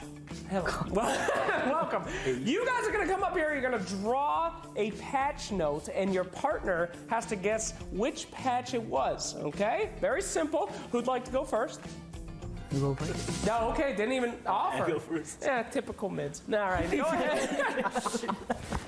All right, here we go. Please begin. Wait. Oh, he's bending down. He's got the real power here. All right. Any thoughts here? What is he drawing? I'll be real. I have no goddamn idea what that is. Oh, I know what it is. I know what it is. All right, come on. This is easy. What is this? Carl, come on. It's very easy. It's very clear what that is. Is that shrine? Is it? Yeah, it's shrine. Oh, it's the shrine. Do you remember what patch that was? Not really. I don't remember. I don't remember either. We don't have to because they're gone. The game was a little too easy. All right, well done. Very good, very good. Swap out. I don't think we got a rag, so I'll just do this with my beautiful hand. There you go, ruining it. Here you are. Go on up. Your turn. Go for it. It doesn't matter. Just start drawing. You're doing great. You're doing great. Get up there. Perfect. Your boy's got you covered. Gabby is a very good Dota player. He's got you covered. All right, here we go. Okay, good start. That appears to be a circle. You're doing good. Like Pokeball. Looks like a Pokeball. I think that's the wrong game, but that's okay. No writing, no letters, no letters. No, you just wrote PMS. That is cheating. All right. Nice shield. Oh, that format, wow, what a miracle. Unbelievable skill. Thank you very much. Well, you guys did very well. You really do know each other. Rose. PMS. All right. I don't know how to draw it. It was a good effort. I think it does kind of look like a Pokeball a little bit. So, all right, there you go. Poor man's shield patch. Why'd you choose that, sir? I like playing ID heroes that time. It was playable. Like Phantom Lancer mid, right? I really love playing before. That was the dumbest thing ever. You pick any melee and they're now a mid because of the PMS. Do you miss it? Do you want it back? Yeah. All right, fantastic. Well, another rendition, some true artists here from T1, and we'll see some more from you guys later. Toodaloo.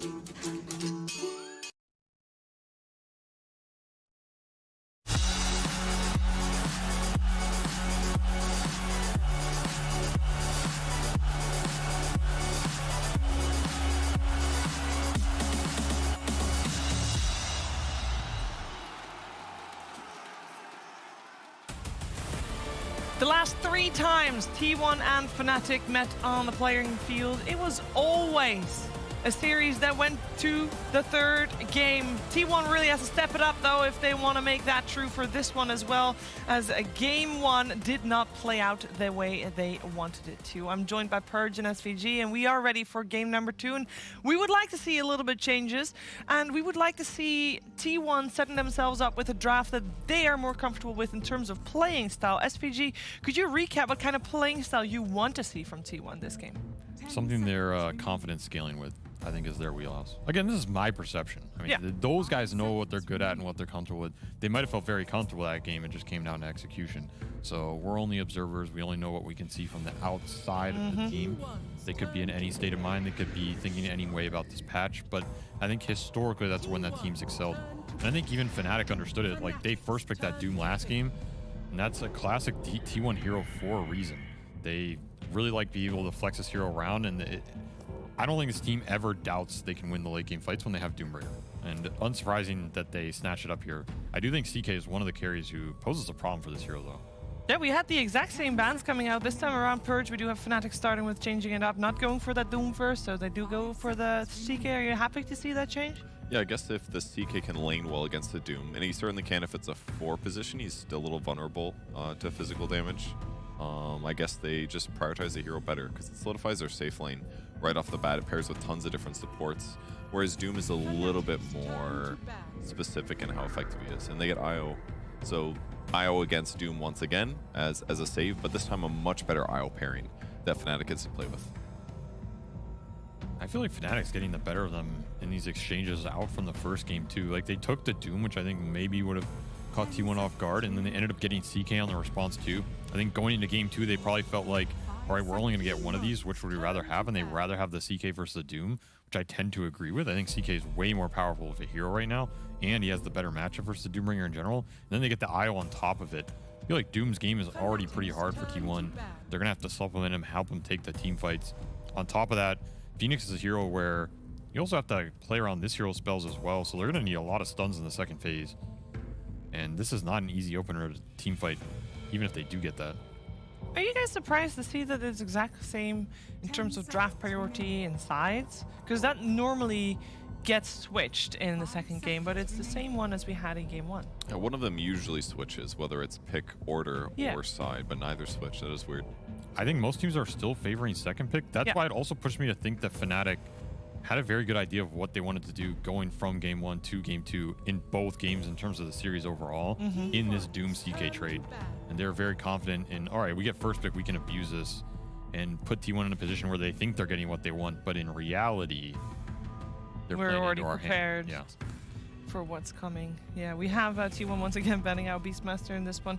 Previously, they banned out Beastmaster, Enchantress, and Visage, so all part of the zoo-type heroes that they faced when they met Gaming Gladiators a couple of days ago. They are definitely a little scarred from that. They're not traditionally heroes that Fnatic picks up too often, so we'll see if T1 tries to switch it up. On the side of Fnatic, they will remove the Grimstroke. T1, of course, had their hands on it. Previous game, they had the double Ruptures going on. But Fnatic does not want to face the double Dooms. Yeah, double Doom is tough, and Medusa has lots of AoE damage, so she's survivable enough to survive through CK's burst typically, and she can clean up the illusions afterwards. The other hero that is often banned when you got a CK, though, is Underlord. Doesn't necessarily fit as well with the Doom, but I wonder if that could squeeze through for T1 as a solution to CK. The C teams just haven't been playing that hero as much, though, I feel.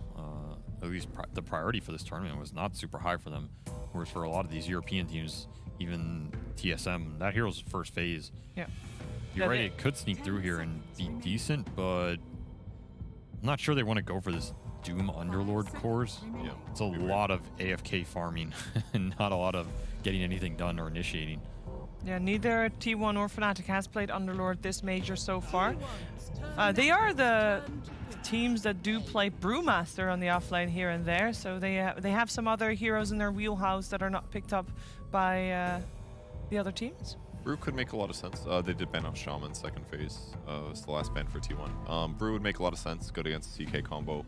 I like it. You can, when he splits, you can blast all of the illusions with the Dispel too to do a ton of damage.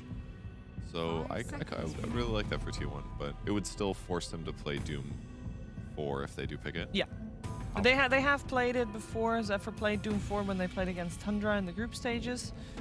Didn't play out the way they wanted it to, but they have experience with it. I'm not as down with Doom 4 unless you have Grimstroke, personally. I feel like otherwise you don't get quite enough value from the hero. It's still decent disable and some damage, but maybe you're not as tanky as you need to be. It also, of course, depends what they want to do with that Phoenix, because in that particular game, they did have the Phoenix on the offlane, but Zephyr is also the one playing the Phoenix, so there's quite a bit of flex potential coming out from the opening 2 picks from T1. And Fnatic is going into their bonus time, deciding what they want to do with this part of the draft. Generally, these Dispel heroes are really strong versus Phoenix Bane combo. Just eliminates a lot of their teamfight potential. I wonder if Fnatic's debating something like Abaddon here. Then you have double healing supports, which can be okay as long as your cores can initiate. CK is one of the better ones, but might just not be up their playstyle. We did see them go for Wyvern DP last game, though, so that's another reason why maybe they're just thinking you can just sustain through this. They do go for the egg killer route with the Snapfire, which will definitely be nice. They have a lot of ways to kill this egg in the fights. T1 does not have a lot of ways to easily protect against that. You have a grip and I mean, even the Doom guy can hit the egg, you know, take it for the team. Yeah. It is kind of unfortunate that, I feel like a lot of the draft solutions are often offlane heroes. Mars is another example. So it's like all these heroes that kind of solve what T1 want. It's like it's already kind of taken by Doom. Whereas normally that's picked up in the second phase, but because the priority shifted up, now they're put in this little pathway. They lose the Grimstroke because they wanted Phoenix instead, and now they just feel a little bit trapped to me. I really think T1 got baited in this Doom pick, honestly. I think it's kind of backfiring on them the more this draft progresses. They are very confident in the hero, and it's very good for them, but this is not the game I would feel very good about having this Doom going into these later phases, like you said. It's gonna put them in a position where they still have to pick to enable their lineup. Like, none of the heroes that you're dooming even look that good either. Yeah. If you're initiating, it's fine, but middle fight, if they've already casted Arena, if they've already used CK ulti, like, it doesn't feel good. And we've also seen this CK be able to fight without Phantasm. You end up in a scenario where you doom him, he gets reload out. T1 has a very team fight committal lineup, especially now with Monkey King. If these spells get kited out at all, Egg, Wukong's command, Doom, and you can reset the fight and come in. It's hard for me to see T1 winning that man fight. So Monkey King is one of the carries we've seen being picked up to CK in response to people feel at least confident going later with the Battle Fury Ags type buildups. I'm also surprised we haven't seen more Medusa. We did see it get banned in both these games, but I feel like Dusa's one of the other carries who can at least help you shut down the CK's presence in the fight with something like Stone Gaze. So the bans maybe indicate the heroes being picked in scrims potentially, or people still understand it, but this Monkey's definitely been more of the go-to. 5 seconds remaining. What are we expecting here from this Monkey King then for like Gabby? We don't see Monkey King that often. We've seen it a couple times picked up against Timbersaw in particular. I think it's for sure carry here, yeah. I mean, it's okay against Mars, right? It's a melee offlaner, so it can definitely lane decently well. The AoE stun's pretty solid. He can hit backline and make Snapfire, have to defensively use spells instead of go offense. Can also scout, make it easier to land Dooms and good Fiend scripts. That part's kind of good too, but love those sounds. What was it? That was a Kunkka attacking, I think. It was the clip from last game almost. Oh, okay. I thought it was a draft sound effect. Like, they really changed the I got a little sound confused effect there too. Can't wait for Arena to be placed on top of Monkey sitting in trees somewhere. I feel like that's a little bit of a risky one coming out for T1's Monkey. Maybe it was a storm sound effect. They used to have electricity in that audio slot, but now it's some like generic team fight. I've been waiting for that whole tournament, to be honest. The production's missing out. Definitely a storm tournament. They could have been hitting that every single draft in the group stage. Yeah. There's the Lina ban finally. Something T1's played a lot, but would have been solid for Fnatic. Carl still has a lot of heroes in the pool for him though. It's an egg hitter though, so it would have fit really well in Fnatic's draft. True. Good disable follow-up after Mars, after CK. Yeah, it would have been a really good pick. 10 seconds remaining. Where is Shadow Fiend this tournament? Is Fnatic gonna bust it out here? Oh, we saw quite a lot when they tried to Roche as fast as possible in those full clips. That's where all the SF has been, yeah. That's where the Shadow Fiend has definitely made quite a few appearances. All right, well, no bonus time remaining for Team Fnatic. They'll end up picking the first sniper of the tournament. Why is this a good sniper game? I picked between Sniper or Shadow Fiend. Why? Why is this a sniper because they game? banned Bat. Yeah. And I think this Bat ban's really only if you want one of these super long-range mids. You don't want getting gap closed here. And they have this IO to back up the long-range physical mid damage dealer, which is one of the heroes who can do it the best. I think it puts a lot of pressure on T1 here because who's gap closing this hero and dealing with him? It skews this Monkey matchup. It makes Doom's game even harder. It's hard for Bane too. He's usually a hero that doesn't like those super long range heroes. I like this pick. I like it. I was thinking SF for similar reasons, but Sniper, even more beautiful. So T1 is still picking up their mid hero, most likely. They can just find the best solution. Who lays best against Sniper? There is no solution to this hero. He is unstoppable. How is that a thing? It's Sniper. This is the first time he's been picked, so obviously it's not an amazing hero this patch. They have protected him a lot. I mean, they banned Puck and Bat. They want gap closer hero. Maybe they pick Void Spirit or something. It's Void or Ember. Void or Ember. There's two spirits that are still in, indeed. But he's got really good frontliners, like CK going in first, Mars going in first. And again, it's posing so many threats that T1 has to deal with, right? Like, it feels like they have to get on top of the Sniper and deal with him. The IO might save him. They might get stuck in an arena. If you're doing that, is CK just killing you? Is Mars and Snapfire killing you with the damage and teamfight they can bring out? And there's just so much ability to keep T1 from gap closing between even like Mortimer's Kisses or arena being in the middle of the fight if Sniper's on the other side, or if he's in the arena, it just feels like it's going to be hard to get on top of him. And if he lands shrapnel on trees and stuff, the monkey's not going to be able to jump away too. And he's another egg killer. Yeah, that's a good point. This is a hero with really good attack speed and the best range in the game. Well, T1 had about a minute and a half left in their bonus time when the sniper got picked, so they definitely had a little bit of time to think about it. They will end up going for the Tiny, so Tiny in theory can maybe blow up the sniper if he gets maybe either Blink or Shadow Play. And toss him back. Toss him back, yeah. Scary thing for Sniper. Break the tether with that as well. Yeah, toss the IO back if you want to. The toss back's definitely nicer. That Tiny is interesting, sort of can work. So I see some value here. You don't sound too convinced. Because I mean, it's still reliant on like your blink timing. It's also important you don't get your blink interrupted. If your initiation combo doesn't work very well, you're not getting out between headshots and shrapnels and stuff like that. And there isn't much save on the other hand. So there's decent things about it. You'll be survivable. But yeah, it's going to be mid-Tiny. If they like gank rotate him in the laning stage, that could be really good. And the other problem is that Sniper and CK might be a little slow. Like Armel's going to probably want to gank side lanes. So can he do that successfully? Hopefully for him. I think they can play around this Sniper. I think as a hero, you go and you fight around. You skirmish around him. If Topson in his pubs has shown anything, this hero is an absolute beast at fighting the runes, especially in the numbers fights. Shrapnel is insanely powerful early. It's hard to gap close them. Okay, you have gap closers later, but who's going to do it early on? Pretty much nobody. Tiny's not an early spirit hero. I think if they fight around the Sniper, use him properly, this is Fnatic's game to win. At the same time, though, I can see this game getting out of hand. I think this is much more of a T1 type lineup where they're a lot more confident going late. They have Bane, Phoenix, insane scale in the team fights. Not a lot to necessarily dispel those later on. So I think it's more in T1's wheelhouse, but I mean, I gotta go with Sniper here. It's just too good. Well, a more comfortable draft for T1 was exactly what they needed from what we said after game number 1. Can they force this series to go to distance, or will Sniper win a game here? The playoffs for the Stockholm Major. We're finding out together with Odie Pixel and Fogged. Thank you very much, Steven. Yes, ladies and gentlemen, we're getting a Sniper coming through as that final pick for Fnatic. Fogged, how are you sort of feeling overall with the draft this time round? You're a little concerned for T1 in that game 1. This time, you kind of see them having a bit of a better shot with what they've managed to get through the draft? Definitely looks like a bit of a better one for sure. They have some percent-based damage, 2 different forms of percent-based damage to deal with the CK. They also have this Monkey King that... The thing is, like, we've seen this Monkey King kind of go both ways. This Monkey King versus CK matchup, I think the CK overall is just starting to really dominate versus him.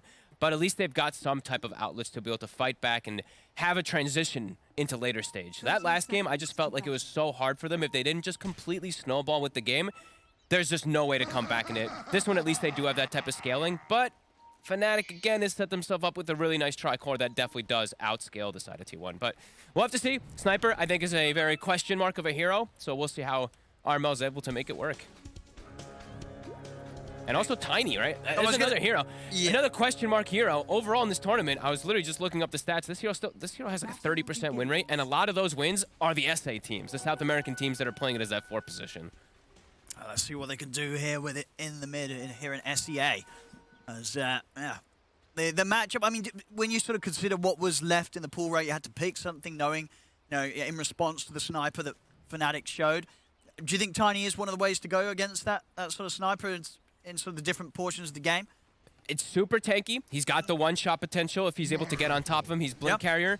And I think also maybe Carl just didn't want to get stuck with another Spirit hero where he's like an Ember or a Void Spirit with the lane's just going to be incredibly hard. And then, you know, they're out of the tournament after he played 2 back-to-back Void Spirit games. Like, a lot of players don't like playing the same back-to-back hero on these type of elimination games.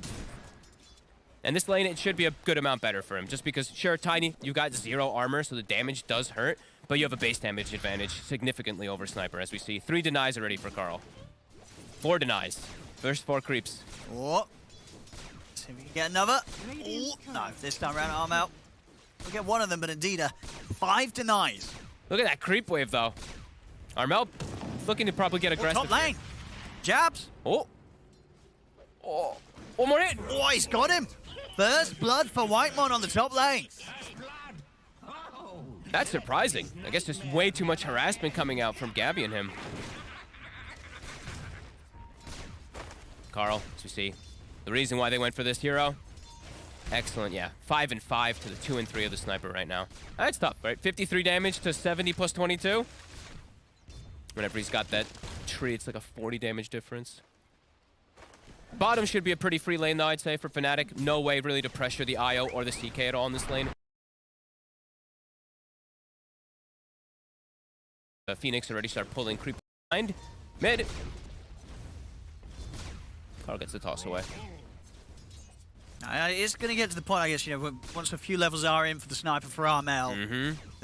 Sure, Carl wants to be able to get him with that heavy damage to get some denies. He's going to take a lot of harass from this sniper.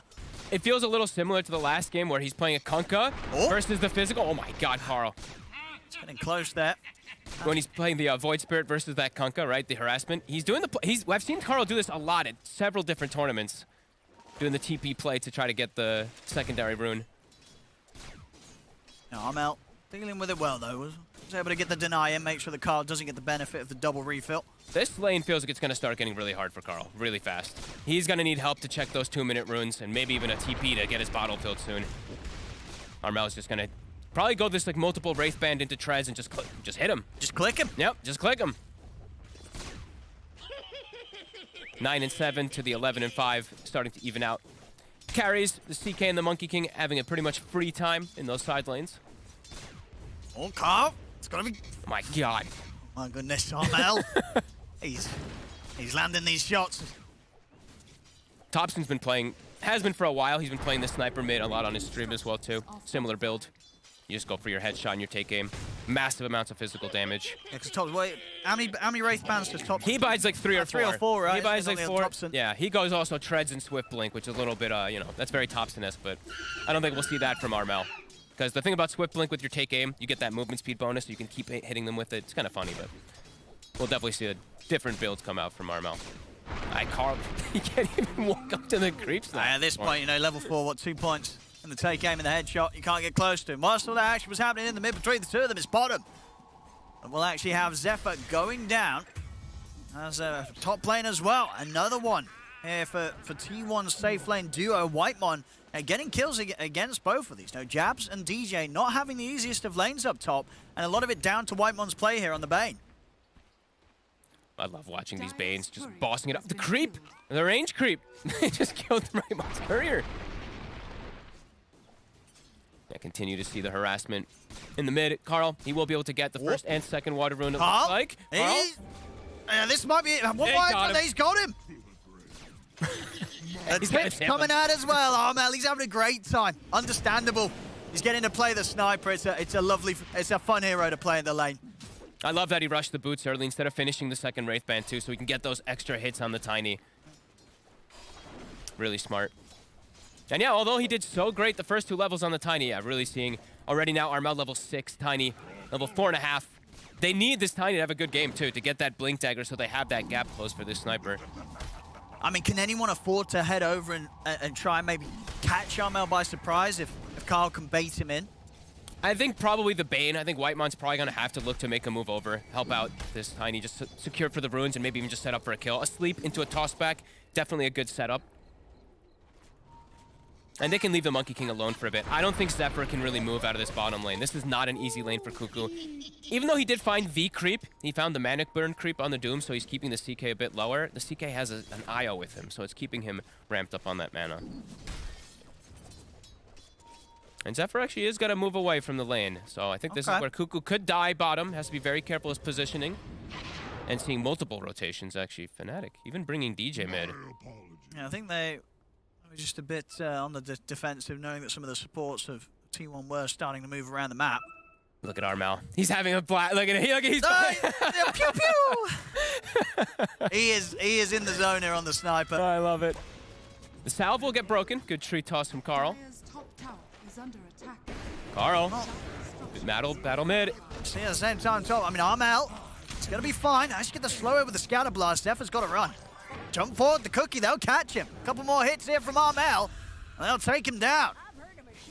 He's got the Fairy Fire too. Will keep himself healthy. Carl was looking for a potential toss or Ava. Rune, be a haste. Oh, Whitemon. He's going to have to grab it himself. See bottom lane. Raven and John Well trying to take out Cuckoo, some good body blocks here on the IO. But not enough to allow them to continue for the kill. Cuckoo's going to be fine. Over in the mid, Whitemon. Look at him go. Time to take some couriers. 1-2. Easy. I'll tell you what, now Whitemon, he's carrying the early game here for T1. He even almost gets DJ with the brain sap there. Now got to move over, block out some Ancients since he sees it stacked. Yeah, Whitemon does not want to lose this game. And some great stuff here from the Bane early on. Needs to keep it up. They've got the 2 cores on Fnatic, getting very, very farmed. Raven and Armel having a very free start in the lane. Of course, on T1's side, it is complete free farm for Gabby. It is. So the Monkey King is going to hit the good timings. We'll be going for the Echo Saber build, so he's going to look to get involved early on. Maybe try and find these situations where he's able to jump in and get on top of the sniper. Okay, that is definitely very interesting. We've seen pretty much exclusively the Battle Fury build, especially when you're playing versus CK, so you can have that scaling, have the cleave later on versus the Phantasm. So we'll see if that pays off for Gabby, his early aggression. I like this for Zephyr already a bit better than last time. I know SPG was a bit critical of the build from his IO, going for the bracers. He's going to be rushing the Spirit Vessel this time. Felt like they even needed one last game, potentially, but this game it does look really good, and he gets it at a good timing.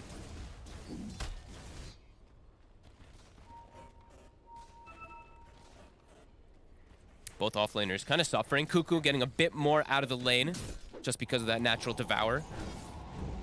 And Jab's really getting zoned out top.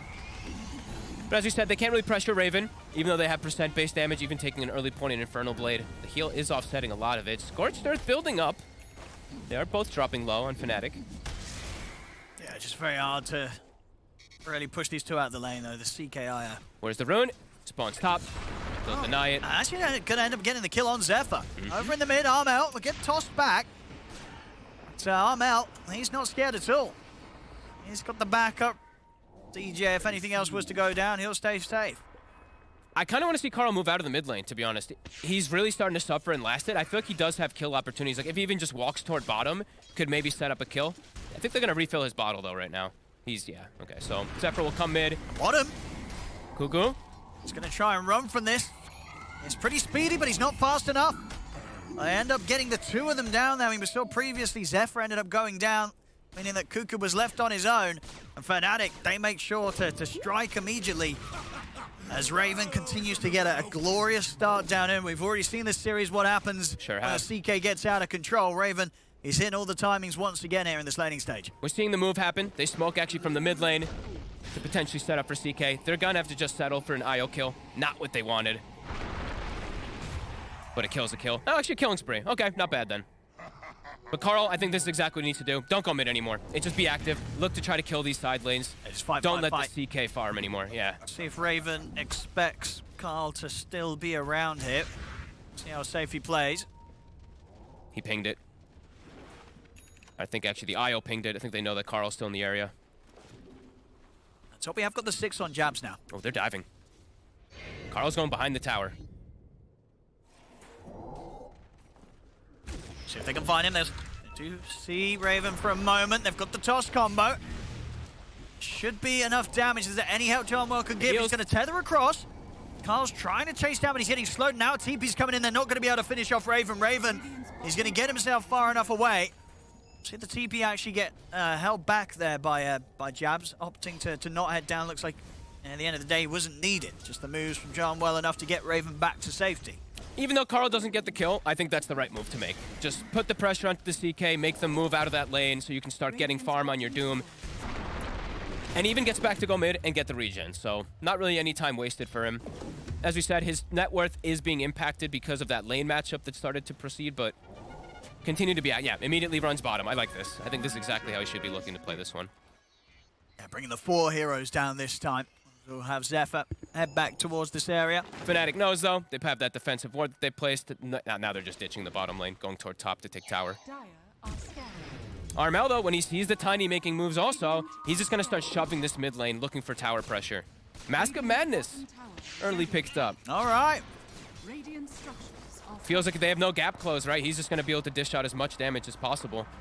They maybe get the wrap. Whitemon is trying, but just can't. Dire's structures are fortified. And again, a match where, you know, Fnatic, they don't lack heroes that are ready to frontline. And both Raven and Jabs, they'll be able to head straight in and try and take the attention away from the sniper each and every time the team fights. Yeah, Raven's already got armlet done too, so it's going to be a pretty good timing. Jabs, as we said, is set back a little bit, but not by much. He's pretty much same net worth as the Tiny in the mid lane.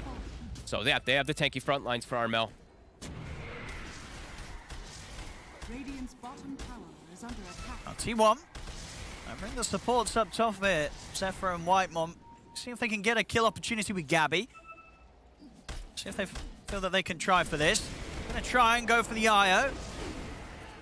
They have the Fiend Script. Should be a guaranteed kill here. Nothing to save John well as he gets taken down. Looked a little awkward for a second, sleeping himself on the Phoenix. But they get themselves also an Urn Charge, which can always be really relevant. Carl. Really was hoping for top rune, got the but kiss on bottom. To keep the damage going on Carl. Carl's dead. He's gone. And the DD rune is bottom, Armel. He sees it. That's likely to be the tower in mid lane. Jab's also set up just in case a rotation does come. T1. Don't know if they'll expect Jabs here. I've got to be careful how they approach the sniper. He's just going to kill it. I mean, he's just going to kill the tower from the distance. He's got the max take aim now. Force the glyph. And they will see Jabs. I can just picture Armel continuing to do the motion. He's just spamming, spamming the laughter too. He is having a great time on the sniper. It's been a solid start, 1-0-2. Not top net worth though. Gabby's still keeping the lead as this Monkey King, and he's just going for straight damage and fighting. So Echo Straber into Maelstrom into BKB. It's all about just standing inside that fight.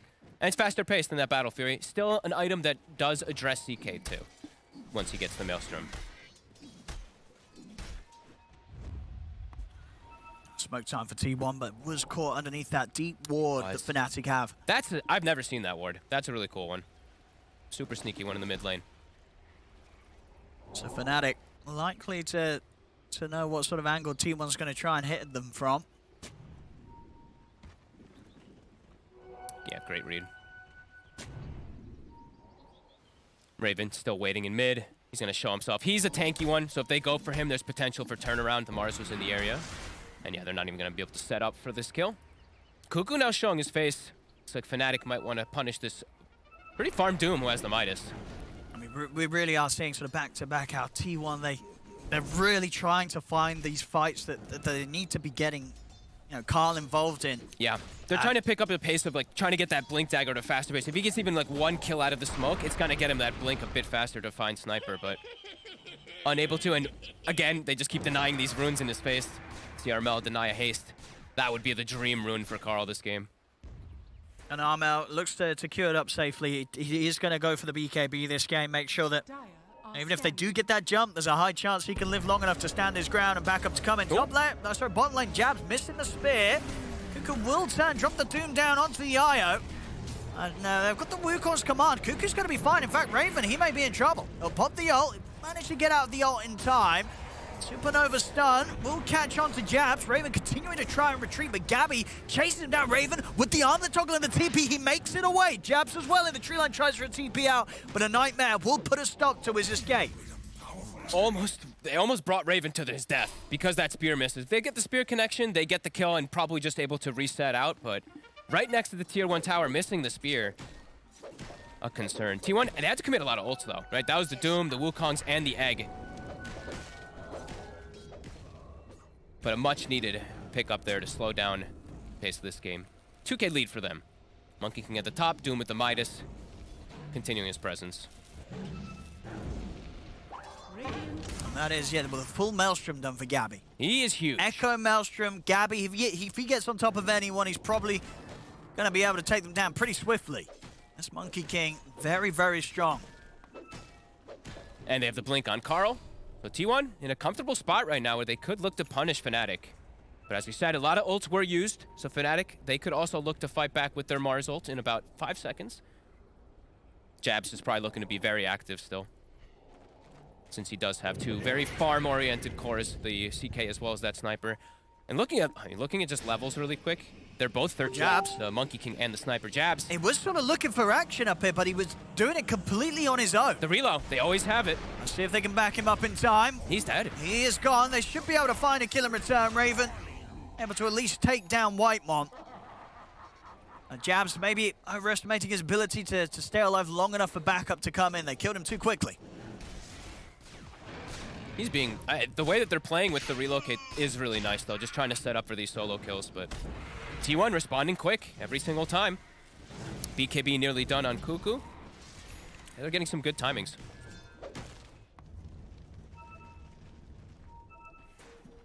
And a DD rune bottom. This could be a really good one for Carl. Give him that window to one-shot the Sniper before he's got the BKB. And Doom is back online. So T1, during those moments when they were lacking a little bit of those cooldowns, Fnatic wasn't able to fully punish. They're going to get the jump in on the mid. Carl. Armel. He's able to get him with the avalanche, the toss back. Armel will get Cookie to the side. Also, the tether coming in for John Ware. They're keeping the Sniper alive. Kisses from DJ. I mean, yeah, that Cookie being delivered just in time. I think without that, Armel would have been dead for sure. It was a fantastic toss back right into the middle of the majority of T1's lineup. And Armel able to walk it off there thanks to his support. I mean, we need to see that again. Look how quick the timing was from DJ. Facing the right direction as well, and the Sniper is able to just push him beautifully out. Couldn't ask for better from Fnatic to bail out Armel. No, and yet, into Roche immediately after they see that play. It looks like they're going to be able to get this. I mean, okay, Whitemon is close by, but doesn't really want to be the one that leads him first. So Fnatic, they'll get the Roshan. Armel now with that Aegis. And BKB pretty much done too. Saw some excellent support play from Darnwell and DJ in the first game. We're seeing more of it here. Looking at some items being picked up. Before that, actually. Hang on, Raven. Big Darnwell, what are they doing over here? All right, well, Gabby, he's just cleaned up a double. He's probably going to be able to get another one out of this as he turns over towards Jabs. Jabs will turn with a spear. But just like that, see, well, they just got themselves 3 kills. I mean, Armel was sort of, okay, we've got the Aegis back to farming. DJ also chilling in the triangle by Armel. That's what I thought, They probably too. looked at each other like, hey, where's the rest of the boys? They were over in the jungle of T1. What were they doing there, Fog? I really thought that they were going to back up for a second and just wait for these items to come out, but nope. They just go for the fight immediately with Jabs, relocate in, and kill Raven. And now, Whitemon. Uh-oh. Okay, there's TP's coming in, and this is pretty deep, so they won't be able to do anything with this Nightmare setup. But, I mean, a huge fight for T1 to sort of get handed to them inside their jungle. Oh, and Jabs is 0-5-0. He's having one of the rougher Mars games I think I've seen at this tournament. And he's also, like, the missed spears and him, like, setting up for these plays, it's forcing them to reload in, and even it gets Raven killed, too. They got to be a little bit more careful these next few moments that they go for these plays. Absolutely. Anytime they want to try and enter T1's jungle, they better bring the full squad. Going in with 1 or even 3 heroes, as we just saw, it's not going to cut it. T1 is more than happy to take those sort of fights, especially with how strong Gabby is. And just their overall team fight lineup, right? They didn't even have to use the egg from the Phoenix. They're all just set up in the area. BKB on Cuckoo, feeling strong to be that front line.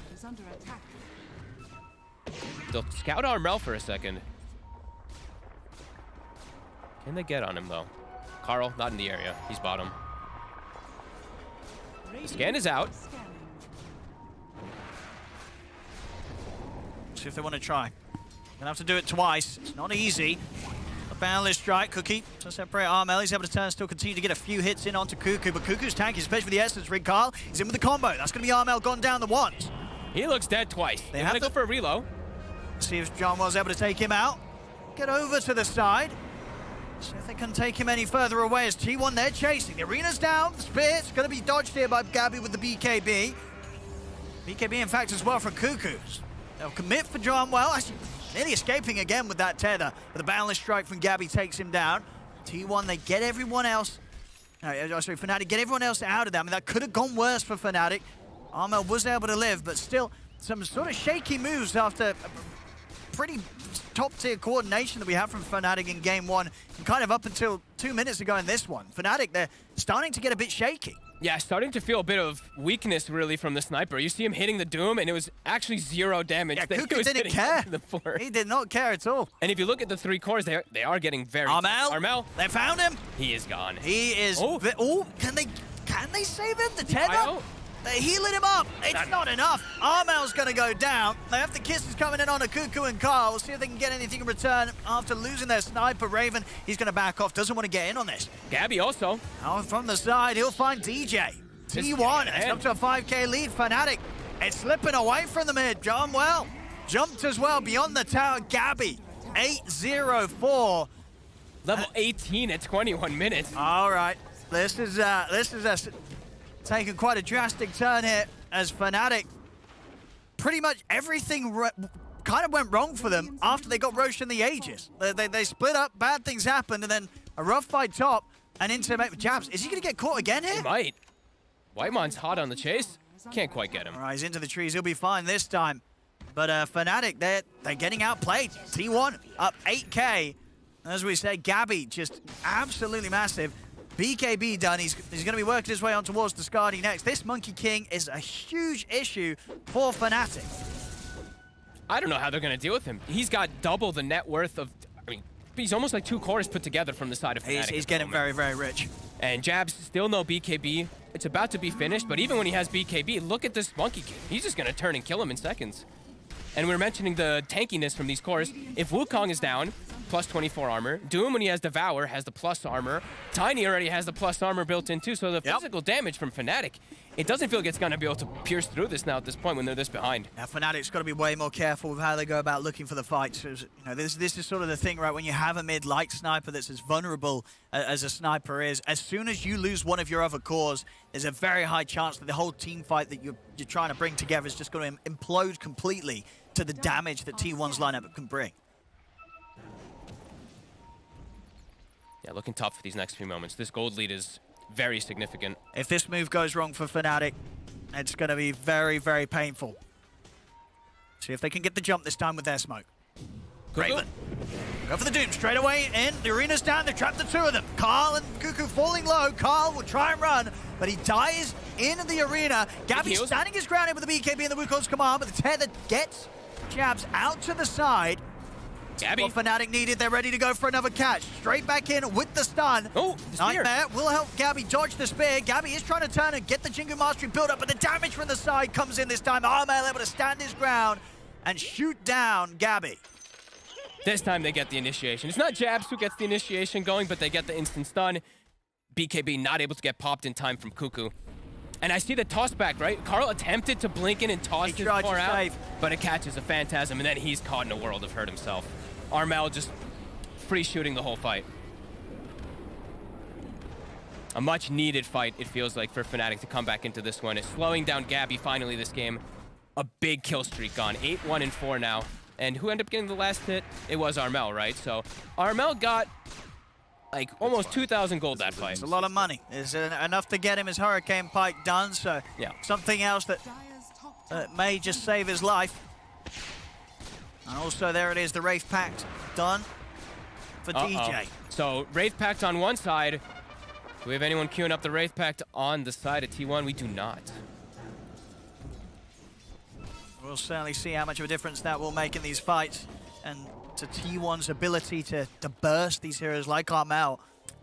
I think it's going to prove a big problem for Carl in particular, right? That tiny burst damage drops significantly versus that Wraith Pact. And they don't really have great heroes to kill it either. Fnatic has better ones because they have the Sniper and the IO to be able to focus fire it, and even the Snapfire. So maybe that's why we see the T1's not going for that Wraith Pact on their side this time. But yeah, interesting to see that the Phoenix is going for just mech pipe this time around. Smoke once again from Fnatic, the last one. Very, very successful. If they get that instant stun, Raven's going to be one of the leads. They've got to be prepared for these Raven blink stuns. Carl. There's the jump. They get the opening onto Carl. Carl will live for now. Now they'll try and turn it. Cuckoo charging. He was able to get the Doom down onto Raven. Boundless strike out onto the 2 of them. Taylor relocate out of the side. Johnwell keeping Raven out of action for now. See Zephyr trying to head towards Armel, but he has to be careful himself. Don't fall from Carl. He's staying on top of the sniper, or at least trying his best to do so. But the BKB's available for... Okay. And Fnatic kind of immediately in disarray. As soon as that happens, they have to relocate out, try to reposition, and T1 with the chase down is able to get it. And with those kills and with this tower, Gabby should have the Skadi ready for the next fight. And that's going to be real strong versus the Sniper versus the CK. These BKBs also. that aren't even online, right? CK doesn't even have BKB, and he's going to just be completely slowed if the Wukong is down. As you said, Fnatic, they found themselves a decent fight before, but quickly smacked down from T1. So if Fnatic want to try and do anything here with a full team back up in 10 seconds, it's going to be tough. T1, they've already taken the top tower. Raven's just starting to become quite poor. 1, 2, and 7 on the CK this time, looking a lot more mortal. And eyeing up the Roshan as well. What do we got? 1 minute until Rosh is back in the game. Whitemon having a blink too. I actually really like this pickup from the Bane. Saw what he was able to do with it there, potentially saving the egg. Oh, and a headband. The dream for a Bane.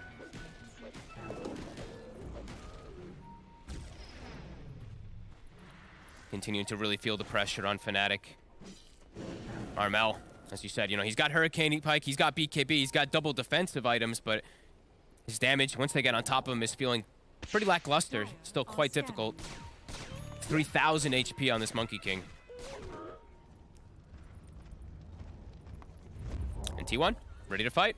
Haste Rune and a BKB on Carl. Yeah, I mean, they know how strong they are.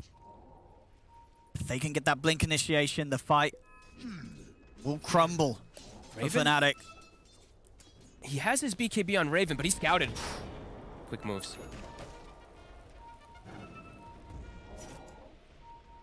Finally got that blink dagger done on Jabs, and they're going to look to smoke up in return here, Fnatic. Let's see if he's able to catch anything with it. He's had such a rough game. Radiant's bottom tower. Roshan's up. It's up. A one-team fight will probably mean a secured Rosh. It's a DD inside Gabby's bottle, and they have all those big team fight ults around that. And letting the kisses off in advance, they took the risk of maybe seeing if they're in the pit, but that means there's no kisses for the team fight. Fnatic really needs every little element of damage too, it feels like, in the next one. T1? Do they have a smoke? I don't think they actually even have one available. Maybe it's coming on the courier. No, they don't have any available. So they're just going to walk in. They're going to start the Rosh. Snapfire ult was used. Full Shiva is now picked up for Cuckoo. Is there any chance for Fnatic to jump in and try and commit? It feels really difficult now at this point. Into Shivas too. Like, they have so many ways to just commit in backline on T1 now. Let's say Jabs is thinking about it. See if he can time it. Roshan getting very low. Gabby considering using the Wukong's command here to keep the area covered. They know the Rosh is going to be low. Jabs is going to try for the jump in, but immediately Whitemon's there with the grip off to the side. They'll turn their focus towards Carl. We'll see Roshan getting focused. The tether will take Jabs out to the side for now, but that means that Gabby's going to have the space to get that Aegis picked up. They did get the kill on Rosh, Fnatic, but of course Gabby getting what he was after, both the shard and the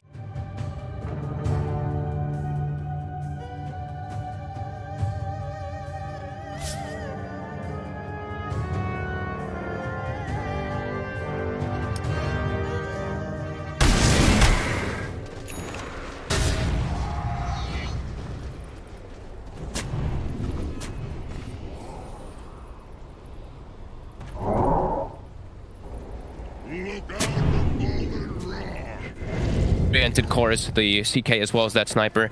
And looking at just levels really quick, they're both 13. Jabs. The Monkey King and the sniper. Jabs. He was sort of looking for action up here, but he was doing it completely on his own. The reload, they always have it. See if they can back him up in time. He's dead. He is gone. They should be able to find a kill in return. Raven able to at least take down Whitemon. And Jabs maybe overestimating his ability to stay alive long enough for backup to come in. They killed him too quickly. He's being... the way that they're playing with the relocate is really nice, though. Just trying to set up for these solo kills, but T1 responding quick every single time. BKB nearly done on Cuckoo. And they're getting some good timings.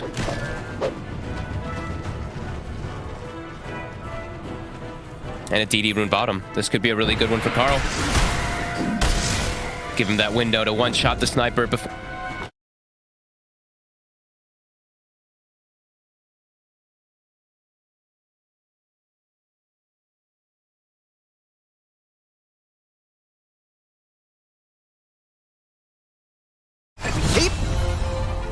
From DJ. I mean, yeah, that cookie being delivered just in time. I think without that, Armel would have been dead for sure. As it was a fantastic toss back right into the middle of the majority of T1's lineup. But Armel able to walk it off there thanks to his support. I mean, we need to see that again. Look how quick the timing was from DJ. Facing the right direction as well, and the sniper just push him beautifully out. Couldn't ask for better from Fnatic to bail out Armel. And yet, into Roche immediately after they see that play. It looks like they're going to be able to get this. I mean, okay, Whitemon is close by, but doesn't really want to be the one that leads in first. So Fnatic, they'll get the Roshan. Armel now with that Aegis. And BKB pretty much done too. Saw some excellent support play from Jarmwell and DJ in the first game. We're seeing more of it here. Looking at some items being picked up. Before that, actually. Hang on, Raven. Big Jarmwell, what are they doing over here? Oh, Gabby. He's just cleaned up a double. He's probably going to be able to get another one out of this as he turns over towards Shabs. Shabs will take. But just like that, see, well, they just got themselves.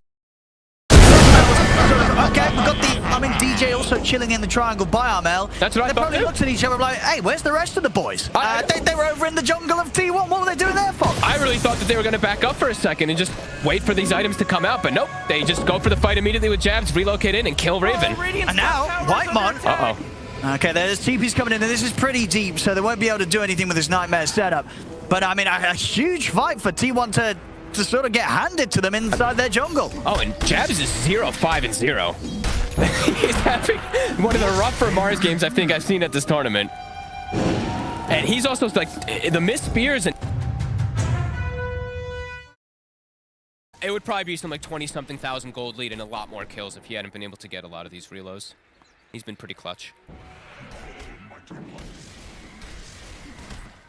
Falling further and further behind though on the map versus this Doom Midas versus the farm speed for Gabby. And is that the full Gleipnir finish? I think it might be, right? Has he got the recipe as He well? does. He does. There we have it. So extra control. Amazing versus Gabby. DK too. The Phantasm is now never gonna really exist. And he has his own form of catch and control inside of his ult. I love it. Really love that pickup. T1 continuing to tick all the boxes. Fnatic now starting to get trapped in their base. 30 seconds left on the Aegis. It will soon expire here for Gabby. Got so much out of it though. The net worth lead is just tremendous now. Cuckoo almost has a full refresher. And they've also got the Wraith Pact now themselves. Guys, now it's like what do you hit? Okay, you have to hit the Supernova, you have to hit the Wraith Pact. I mean, there's no way that Sniper can do everything.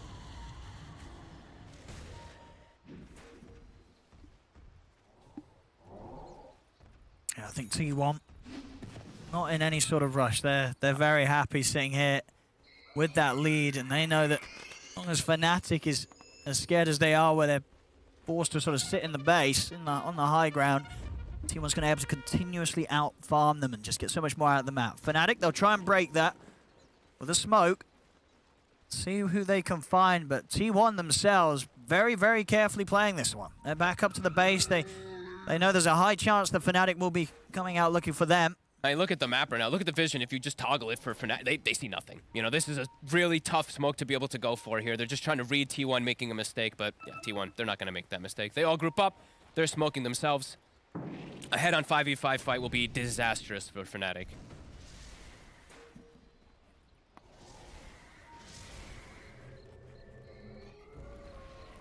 I'll look to TP out of here, at least a few of them. They did show Raven on the top lane. They got a ward down to attempt to play around, but it's quickly going to get countered. I've got Refresher on Cuckoo, ready for the next fight. Already been doing some excellent stuff with the one Doom. They're so farmed. And that one ward, the one little bit of information that Fnatic had on the map, will be gone. Continuing just have to hug each other. So just continue to see that gold lead grow and grow.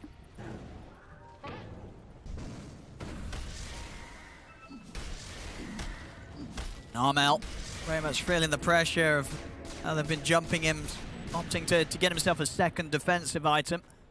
A third defensive even. I guess true on top of the Hurricane, yeah, that's right.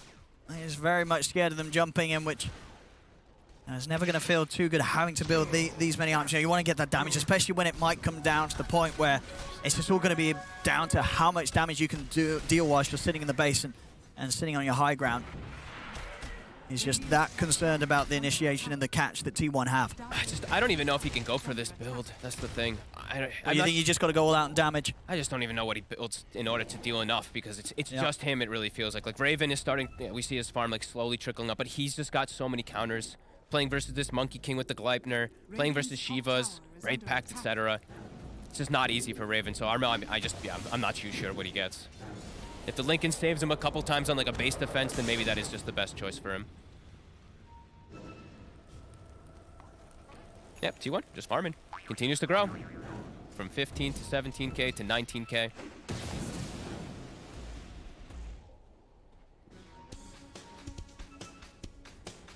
They can wait as well for the next rush.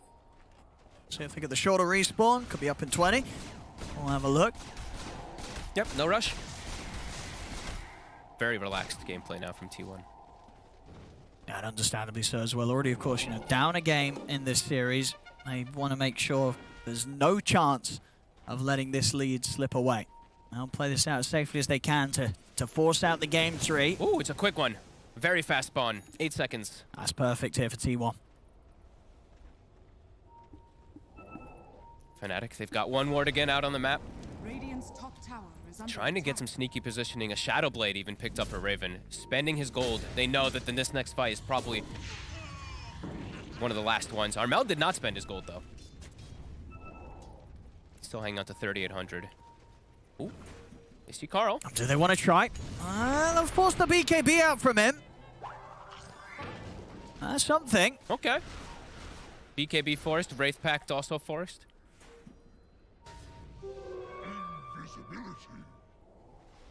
See if they can make that sort of jump again. They're just trying to, they have literally one ward that they can play around, so they're like, we have to play around this vision because it's going to die immediately afterwards.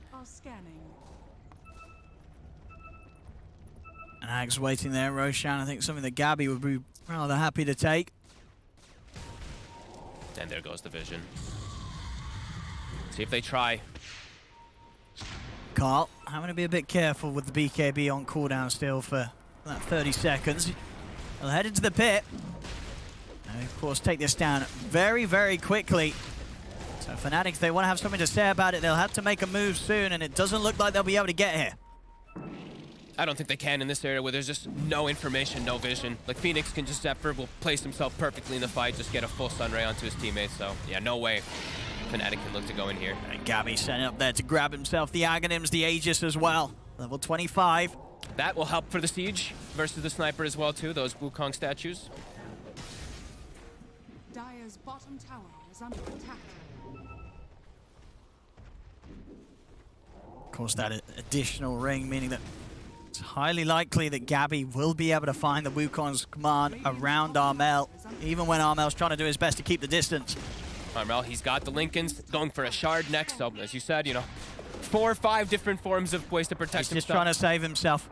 It's important, and a very important pickup, actually. They find a telescope on this side of Fnatic. Okay. So, I mean, that is nice. Any little bit to keep the distance for the sniper is something that they definitely need. Some nice neutrals as well for T1. Gabby gets the Penta Edge. The dream for a Monkey King. Those Wukong statues' attack range gets pretty funny.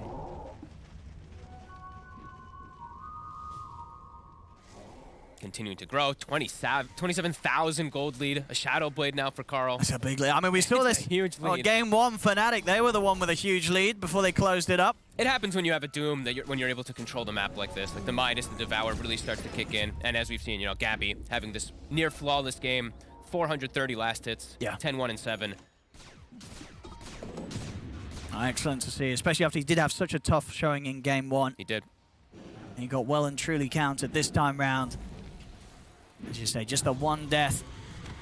It's worked out very, very well for him here. Who's carrying what? Let's see. Spell Prism is on the CK. Io is carrying Telescope. And still keeping Quiver on Armel. Interesting that he's holding the Quiver. I guess just really wants like that one little hit every single time instead of the Grove Bow. Because they actually have Grove Bow on DJ. Some players have preference between the two. There's a lot of damage. It is. Lately, I don't know. A lot of times I like the attack speed from that Grove Bow, just give you that little bit extra, but... T1, just continue to farm. I mean, they're chilling. Just keeps growing. what's the next big items that they can look for. I mean, Arcane Blink on Gabby would be a big one. That instant setup for the Wukong's plus his Boundless. Eon Disc nearly on Zephyr. Looks like the damage item of choice for Armel will be the Butterfly. Okay. Is it queued up next? Of course, he'll be hoping to find the 25 as well before that push comes in. And then he'll have that chance of having that extended range and be able to play from an even safer distance back by the tier 4s. Hey, his range is going to be pretty nuts. And they are yet to lose a tier 3 tower, because your T1, for all the lead that they have, they've not been able to approach the base of Fnatic at all. Can you imagine a sniper comeback from a 30k deficit? We're starting to get to some ridiculous bounds of gold, really, for T1. Just always getting Roche control, too, as well, so extra ags and refreshers and whatnot, as Fnatic's just trapped in their base. We're already at like 97 to 3%, too, so Gaben really believing in this advantage of T1, as I think it's a safe bet. It does feel like that for Armel to have that sort of comeback impact on the defensive. He needs at least an extra item. Mm-hmm. He's even switched up. I think he's like, he switched to Moonshard, the highest possible damage that he could maybe get. Raven walking out jabs too, almost getting caught.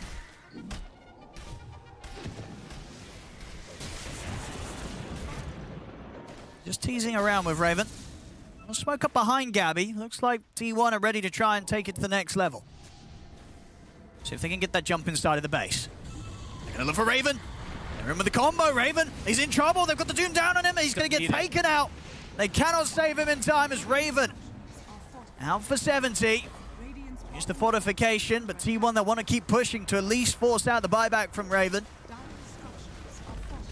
It almost feels like they didn't even have to commit the Doom there. They just did, I feel like, because Cuckoo wanted to. He's got another one as well, Gabby. He's going to try and get into the side. He's still got 45 seconds left of the Aegis. I see Carl focusing the objectives. As the range racks down, so goes the melee as well. It's T1. Successful push from them, and a push they can look to continue again down the mid. Cuckoo refreshes. They're going to jump in under the tier 4s. Arena's going to get laid down. See if they can get him in position, but no, Armel's just going to get burst. They couldn't keep their sniper alive. That's Armel out for 90 seconds here, T1. As they get in deep, they get the kill. Over to the side, Raven, he's been gripped. Whitemon has the full control. Asset tie back on Raven. They'll tap out. GG, it's called.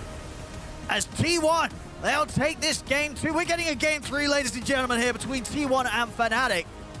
Both games end with like a 40,000 gold. It really has been. You know, first game we have Fnatic building up the gold, and this time round it was T1 with the incredible stockpile of money before they closed it up. And I feel like both games as well, they got to a point where it looked impossible for either side. Game 1 looked impossible for T1 to turn around. This game, as much as we would like to see some sort of crazy stuff from a sniper, it just wasn't possible, nowhere near possible at all. As Fnatic left with no chances, as T1 just had full control the second half of the game. T1 just had really good setup, I think, around the top side of the map. I think Whitemon in particular, reading the plays over and over again, getting these Fiend's grips off and whatnot. Jabs, he tried to force the issue because they had this relocate to set up with Raven, but a lot of the times it felt like it actually just cursed them. It made it worse plays than or worse situations than if he hadn't have even gone for the move. So Raven ends 1-4-7, Jabs 0-6-3. Yeah. I feel it seems to be sort of a recurring thing with Mars. I feel that we're getting a lot of this hero, and players all across the board, all across the different teams, sometimes they just don't have a great game with it. No. You're missing spears, and it's happening to everyone. It happened to the best of them. And unfortunately for Jabs, this game was a hard one for him, 0-6-3. But of course, there is delight to be had in that loss because we're getting a game 3, something that we absolutely want to see from these two teams. I'd say hopefully a close one, because each time it's kind of looked over at the 20-minute mark, Fogged. It has, but I think this is what we all expected to. The SEA, we expected the third game. The volatility sometimes can come out here, so I think we're all happy we got to see this, and we got to see the sniper. We did. It was a little underwhelming. Laning phase was great, but I don't think we'll get to see it again. I don't think so. I think we'll see different stuff coming out indeed. Can't wait to see what happens in the draft for Game 3, as with that second game victory for T1, it's now 1-1 between T1 and Fnatic. T1 and Fnatic going the distance for a third game. Wraith Pact team winning the game. Sniper losing the game. All is as it should be. We're going to prepare for